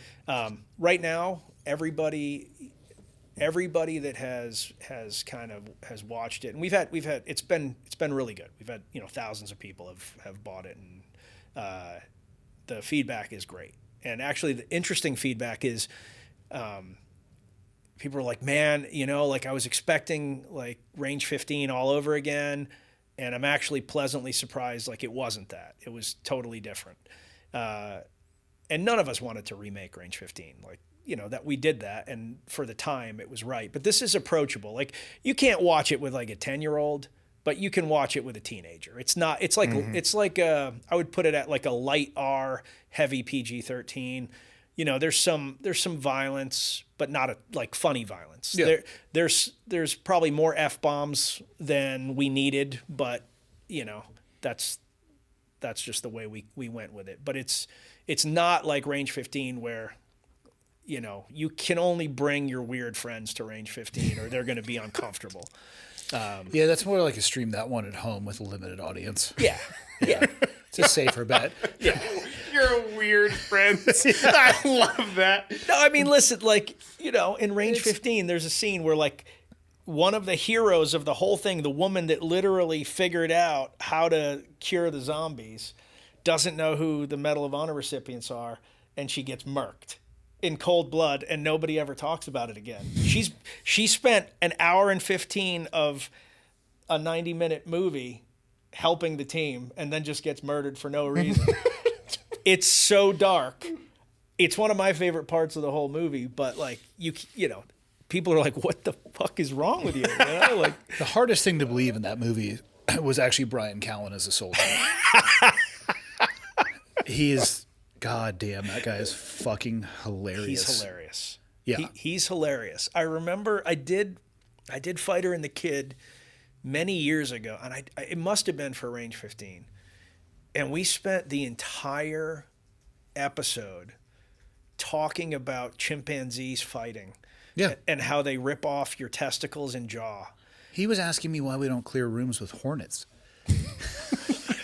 Or snakes. Why don't you guys take jars of hornets and throw them into the building and then just wait? And I'm like, well, I don't know. Couldn't the hornets? Logistical issues of getting a jar of hornets to the battlefield. My question was like, how Because many? it's not actually a bad idea. I mean, I'd leave if there was hornets. Where are we getting all the hornets? I mean, Halliburton, obviously. But yeah, it's like, are we getting a government contract for these fucking hornets? Are they going to attack us? Are these trained hornets? What are we paying per hornet? Trained Yeah. What if they turn on us? You could do pheromones. You could put pheromones on. Yeah, you don't want blue on blue with fucking You wild know a lot hornets. about hornet fighting. Yeah. Or snakes, or why don't we use darts? To I'd fucking- like to be a hornet fighter, like in my off-duty time in season 2 of Office Joe, please. Okay. Has he already signed up for season 2? He has signed up for season. He's been awesome. He's been like helping, promote the show and Here's and all the those fucking things. move. You guys don't have. What's the move? You don't have a hair on your fucking balls, unless you cast Tim Kennedy as a stolen valor dude that gets called out So I at a fucking Applebee's. That motherfucker rolls in there and he's in his uniform telling stories on Veterans Day, trying to get a fucking free meal. And then one of us catches some part of his story that's Correct. not quite right. So I fucking mean, straight call him up, out. straight up. In season 1, the character Tim Kennedy plays hates Tim Kennedy. Yeah, there's a picture of him up on the wall. He talks a lot of shit about Tim Kennedy as Tim Kennedy. I think he would do it. I'll pitch it to him if you need me to, from a distance. But He'll 100. Oh, he would From a distance. he would 100%. He would 100% do yeah, that. I mean, He would he's going to have 100%. to lean into this a little bit. I told him if I was him, I would wear a T-shirt every day that just says Coalition Asset, and that would be it. I'd wear, or Didn't he just mean that he was there as part of the U.S. coalition? I think people are taking that one too far. He's not saying he was like Jason Bourne moving around on the battlefield, He right? was not saying that. What he was saying is that he was assigned to the mission, not to an individual unit. So basically, headquarters got to decide where he was going at any given point or time. That's all he meant by that. But of course, it's, People got to run with it. just drop Kennedy in. He'll take care of the war. Well, I'm gonna see him in Nashville next week. I'm trying to think of the most fucked up way to say hello to him, and I haven't figured it out yet. But it's gonna cut deep. To your point, though, leaning into this stuff is always 100% It's the move. the right move. Anytime anybody's like some dude on, was it yours or mine? He posted, "Is that Captain Dipshit, the lieutenant with like cartoon tattoos on his arm?" And I was like, I screenshotted it, put it on my story. I was like, that's the best. There's much worse things I've been called, but that's one of the funniest for sure. I used to just post, and I'm not like big into social like I was when I did Ranger Up, but Ranger Up had, over 1 million. And so people would hate every day. And whenever they hated, I would just post the GIF of "It's Not Your Fault" from Good Will Hunting. Oh, that's funny. And I would do it over and over again until they quit. It didn't matter if it took hours, but it'd be like, "Fuck you, it's not your fault." Let me ask you this: how much attention did you pay to the positive comments? Because there is this inherent negativity bias. Yeah, especially when it's your art. Like, I bet you for every negative there was 99, 100. And I'm asking you this because I am so guilty of this. Yeah. And it's funny too how people that you don't know, you're like, "Motherfucker, you just cut me to the bone." How did you know me better than I know myself? And you'll ignore every single piece of positive feedback and affirmation and get so fucking spun over one negative comment. It's something I work on. When I was younger, I cared a lot. When the first few times, like something, somebody said something negative or, whatever. Now you just pretend like you don't? No, it's still like, obviously nobody likes to see negative stuff, but I've been in social for better or for worse. Like I kind of tried to get out of it and then I got sucked back in, for a long time. And so I've seen every iteration of you're great, you're bad, you're great, you're bad. So I don't take any of it seriously. Yeah. Like me personally, I'm only speaking about me. I always try to do good things, even if every time that I have fired back and maybe done damage to somebody that was trying to do damage to me, I've felt shitty about it. And I haven't done it in years. I was going to say the same thing. You're like, "Fuck yeah, I got you." I got you. And later then you're like, "I "Man, am actually a piece of shit." why did I?" Well, it's because when some rando says something to you, it's meaningless. But if you respond, I don't respond to any of it anymore because people. Yeah. One guy messaged me and he was like, "Can you please delete your comment? Because I've got people like threatening me in my DMs." Yeah, and And it was in no way serious. Like I said something funny back, and I'm like, I don't think you guys. Do you understand? I talk shit on the internet. Like, if I do say something back, like I don't know. And even with the Tim stuff, like early on, I got a little overly engaged, and my wife and even Tim were like, just don't. Because I've seen, like, when they're like, "You didn't really get injured." Like, I remember his wounds. You can see the scars. Like they talk shit about Afghanistan. Like, I was there when he came back with, shit all over his pants from when he was walking through the sewers carrying the kit. Like, I was physically there when this stuff happened, and like him crying after all of, when we were mission complete, we couldn't go back, and You're talking about the Save Our Allies stuff? talking about the Save Our Allies stuff, and so like this idea that like, he didn't help, he wasn't a problem, it was for a grift. Like I take that stuff super personally because I was with all of those guys, and he doesn't sell that like he was this grand hero. Like if you watch every interview, he talks about, Gabler and Sea Spray and, the Air Force guys, Sean Hurley, chief among them, that did way more than he did. And it's true. They did way more than he did, right? They were there longer. But he contributed significantly in a very dangerous situation. And there's no question about it.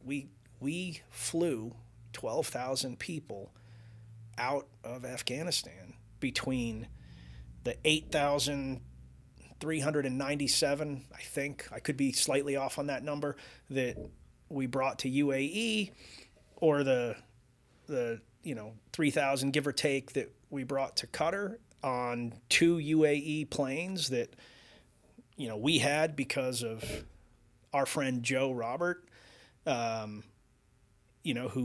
was lucky. We were lucky enough, had those relationships, or with the 3 planes that Glenn Beck and Mercury One paid for.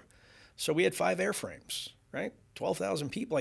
This is all, and it's like, some of that evac stuff is tough to watch.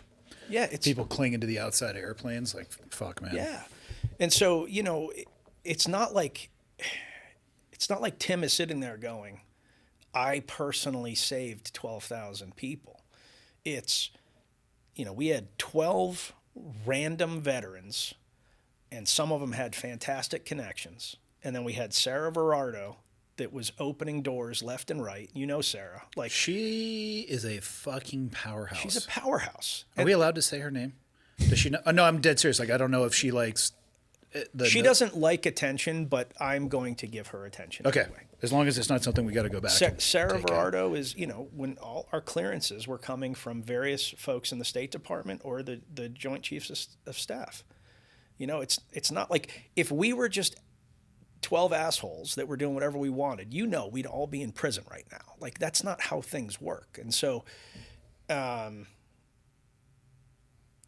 would be in prison. He is a prison. So it's just, and there was stuff that happened where people were upset with the team, and I don't want to get into all. It was a fucked up situation. It was a fucked up situation with a lot of people doing their best, and because of all kinds of things, nobody got the outcome they wanted. And I will say that that dude did everything he could to do what he thought was right with the time that we had available. And that's it. And so, like I said, there's a lesson to be learned there for him. You have to expect that level of notoriety, the scrutiny that you're going to get is almost unbearable. Yeah. So just be careful. I mean, that's the lesson to be learned. Will he learn it? Different story. With that though, I don't think he did anything wrong. Literally every interview, he gave the credit to the other people. I'm not trying to say that he did anything wrong. What I'm saying is preciseness matters, because that's where people will come after you. If you crack the door, they'll kick it open. I know what you're saying, but I also think there is nothing he can do that someone won't hate. I truly believe that if Tim Kennedy... That's true of all of us, though. If Tim Kennedy was like, I'm giving $1 million to deaf kids, somebody would be like, what about blind kids? You fucking hate blind kids? Yeah. 100%, that would be what happened. Yep. And it is true of all of us, but not to the same extent. That's what I'm saying. With that level of notoriety, the scrutiny from all angles. You have a lot of notoriety. I don't think so.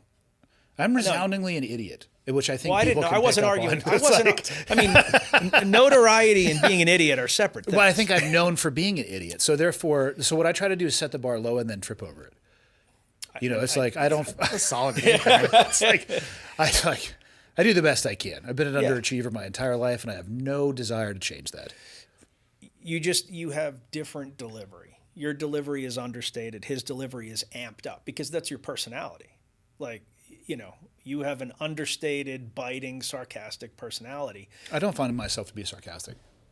I don't know what you're talking about. That was so... I almost was like, what? You were about to be like, no, you are sarcastic. And Tim is he's like a fountain of energy. Tim, Right, yeah, he's Tim over the top. Kennedy's like... Here's what I can tell you. I can't wait for his next fucking book to come out. I got ideas. I think Tim might have been the second man on the moon. Right? We all know Neil Armstrong, the astronaut, but do we know the astronaut known as TK. Tim Kennedy. Harriet Tubman was a sniper, and Tim taught her how to shoot. Yeah. I got ideas. You know, like we were talking about. He might have been there writing the Gettysburg Address. I'm not sure. I You know wasn't what? there. Like Coaching George Washington you're that ac- way Can't is prove he because- wasn't. Yeah. Honest to God, I don't think he's willing to go this far, but I think a historical Tim Kennedy series of Tim Kennedy through time. Yeah. He is just. It would be so good. He already dressed up as George Washington for a Black Rifle Yeah, ad. so there- powdered wig and all. Yeah, so there's that. We could do Abe Lincoln next. He's gonna have some height issues there. He's a little wee. Actually, he's not that wee, but I think the only thing I have on him is I might be a quarter of an inch taller. But yeah, we'll put him on the moon first. Maybe he's teaching Amelia Earhart how to fly. Have him like kill racism. You know what I mean? God, fascism, Nazism. It's just have him kill the isms. Yeah, he's gonna be okay. Yeah, He'll be all of right. course he is. I mean, of course he is. Do you think there's anything that we can do that would, I was going to say, force the veteran culture to stop being this destructive cycle, but I don't think that's the right word. Do you think there's anything that we can do that would encourage them? I think that there's a small contingent in our community that is hyper vocal, and I don't think you're getting rid of them. I wish the positive people would be more vocal. Like, It almost seems like the positivity, though. I think the negativity bias plays into that a little bit. Yeah. I think it's harder to get more traction being positive than it is negative. And so then I think that it probably becomes enticing, especially if you show this pattern of getting attention for being negative. I think you can gain quick attention being negative, but anytime I put out a video, I want to be speaking in the positive, and it's really hard to describe how I think about it. I think I've done a pretty good job of it so far, but like Of that course you stuff, do. Of course you think you've done a great job. If I was to grade myself, it would be an A++. On a scale What was that? on a from? scale of 1 to I just 10, made that up. I'm a God. 12. But you gain attention really quickly when you're just crapping on people, but like that is not an audience you want. Like It that doesn't is feel good either. I don't no. think you feel and good what about when that. somebody comes up to you, are they just like, "What up, bro? Fuck Tim." You know what I mean? Like who? What are you saying? Because when people come up to me, they're like, "Yeah, you're really funny. I also had a dickhead first sergeant. Like, thanks for making that video." Like, it's kind of fun. You know, it feels good. Yeah. But when you're just tearing people down, like it's just how I don't get those people. And my mind doesn't work that way. Yeah. Yeah. Yeah, I don't know. I think that you do a positive show. I think I try to. You know, I want to. I don't know if I have any goal other than trying. I mean, for myself, like pie in the sky. I would rather try to leave the world like a little bit better than I came into it. I mean, like that's kind of it. That's I don't even know what literally- the fuck that means, but that's kind of my underlying goal. we were talking about this. I think it was this morning. It's like the lens that I always try to, is this going to make the world better or is it going to make the world worse? Oh, yeah. And that's literally like I even make that decision now when I'm responding to somebody, that like the temporary stuff. Let's say today, everyone was like, Nick's the worst. Okay. In 2 weeks, they'll have a new worst. Yeah. Will it affect how I am with my kids? Will it affect my relationship with my wife? Will it affect my job? Will Your it affect, friends? won't affect anything that's meaningful. In fact, I can just shut my phone off and I won't even know what people are saying. Like really, like, and so one of the things when everything was when everything hit the fan, Tim and I were talking and he was just kind of like, this sucks, people suck and blah blah blah. And he's like, how are you doing? And I was like, like I'm a little tense right now because my son just deployed. And he just went, fuck, what am I even talking about? What am I even talking about right now? Because That's powerful. He pinned on, he was my son's first salute. No way. He flew out. He was on the ground literally for 6 hours. He flew from Texas, landed in Raleigh, drove 3 hours to Boone, saluted my son at his ROTC, graduation, pin-on ceremony, etc. Drove back to Raleigh and flew to a business meeting he had elsewhere. That's amazing. So, and it's weird to have a kid deployed, and it's weird to. I'm glad that none of my kids had any interest in military service. How many kids do you have? 3. Okay. Like 21 and 19 boys, and then a daughter who's 16. And I am resoundingly the most boring, uninteresting person they've ever met, which is perfect. They're like, whatever, Dad, shut the fuck up. I don't push it. In fact, when he started thinking about military service, I was like, go Air Force. They take care of people. They get lobster. It's a good They good build life. the runway last. It's a good It's life. not an accident. He That's so good. And I'm going to steal that and use it. They 100% build the fucking runway last. So it's like, first we need to do the DFAC. Yep. And then the bowling alley. And then the the golf fucking course. The golf course is, oh, hey, we're out of money and our base doesn't have a runway. Well, here's your fucking money for the runway. That's so funny. Yeah. I mean, I actually have no idea if that's true, but I've been saying it for years. So, Regardless of whether it's true or not, we all hate them because they just have it better than us. They do. God, they they have it really a lot do. Had a lot better. They do. What else do you guys want to cover? Been out for like 2.5 hours. Yeah. What do you want to talk about? I'm game for whatever. You want to talk about life? You want to talk about politics? Man. And there's not even anything to talk about politics-wise at this point. We kind of wait. I'm curious to see what kind of game they bring. Yeah. They're talking a big game. I would love to see a lot of the change that they're talking about, shaking stuff up. I would love to see a reduction of the cost that we spend on so many. Absolutely. Yeah. But I don't know how much of the game that they're talking they're going to be able to do. That's what I think too, because Congress has to ultimately pass all this stuff. And he's told, Vivek and Elon, you have until 4th of July, 2026. Yeah. And we're talking this momentous, gigantic undertaking. Mm-hmm. I don't think even if it was Trump's only sole focus that he would be able to accomplish a fraction of what they're talking about in the 4 years that he has. The big thing that I think no one is thinking about, maybe not no one is thinking about, but first of all, government employees are not evil or anything like that. There are a lot of government employees that are doing great things. Yeah. There are also some that I would have happily choked to death when I was, in uniform and was dealing with finance or dealing with, whatever. But there are a lot of people that are doing, really good work. Let's say you did reduce the government by 50%. Some of they're talking even bigger. But let's just say you were to cut it in half. That's millions of employees. Yeah. Who now are unemployed. Yeah. And through the lens of trying to decrease the size of the government, you might be creating a little bit of an unemployment issue. you might be of the content. You should argue with yourself until you solve the problem. Like one guy thinks that they should be cut and the other guy doesn't. Yeah. You're like, no, I'm not doing that. I feel like I don't want to do anything to alienate anybody. I just want to give everybody a hug. I feel like Austin's doing a good job. I don't think he needs our Austin's content Austin's suggestions. doing good job. No, in all seriousness, a lot of popular veterans. This guy is genuine in every way.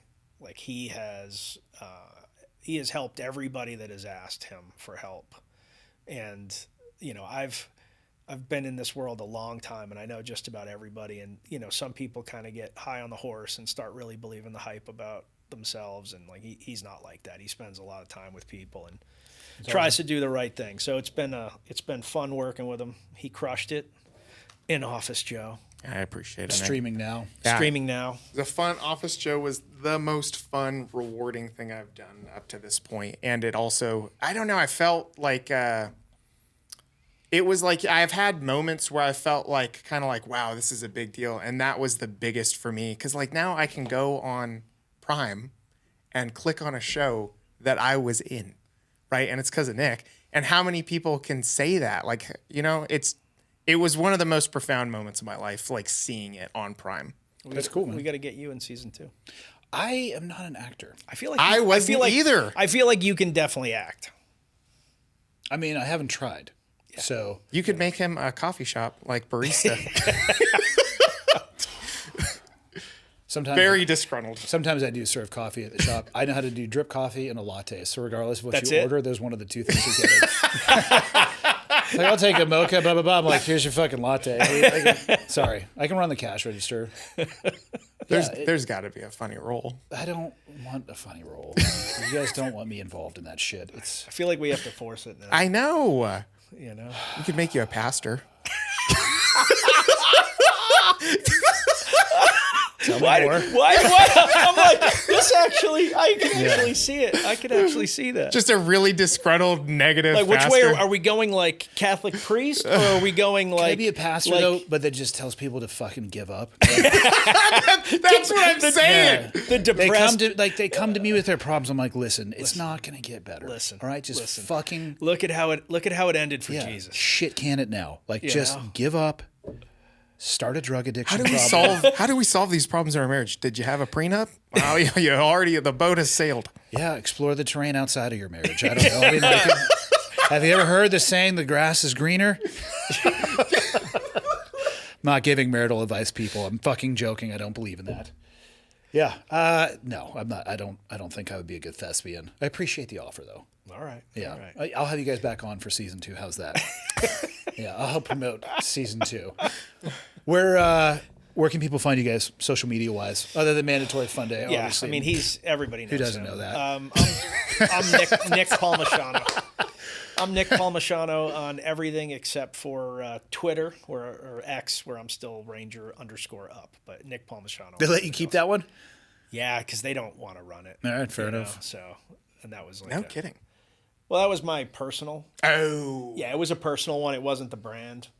So the brand had like a different one. Yeah. It was like Ranger Up with that one. So that was it's been mine. So And just Mandatory Fun Day for you? Yeah, he's everywhere. Mandatory Fun Day everywhere.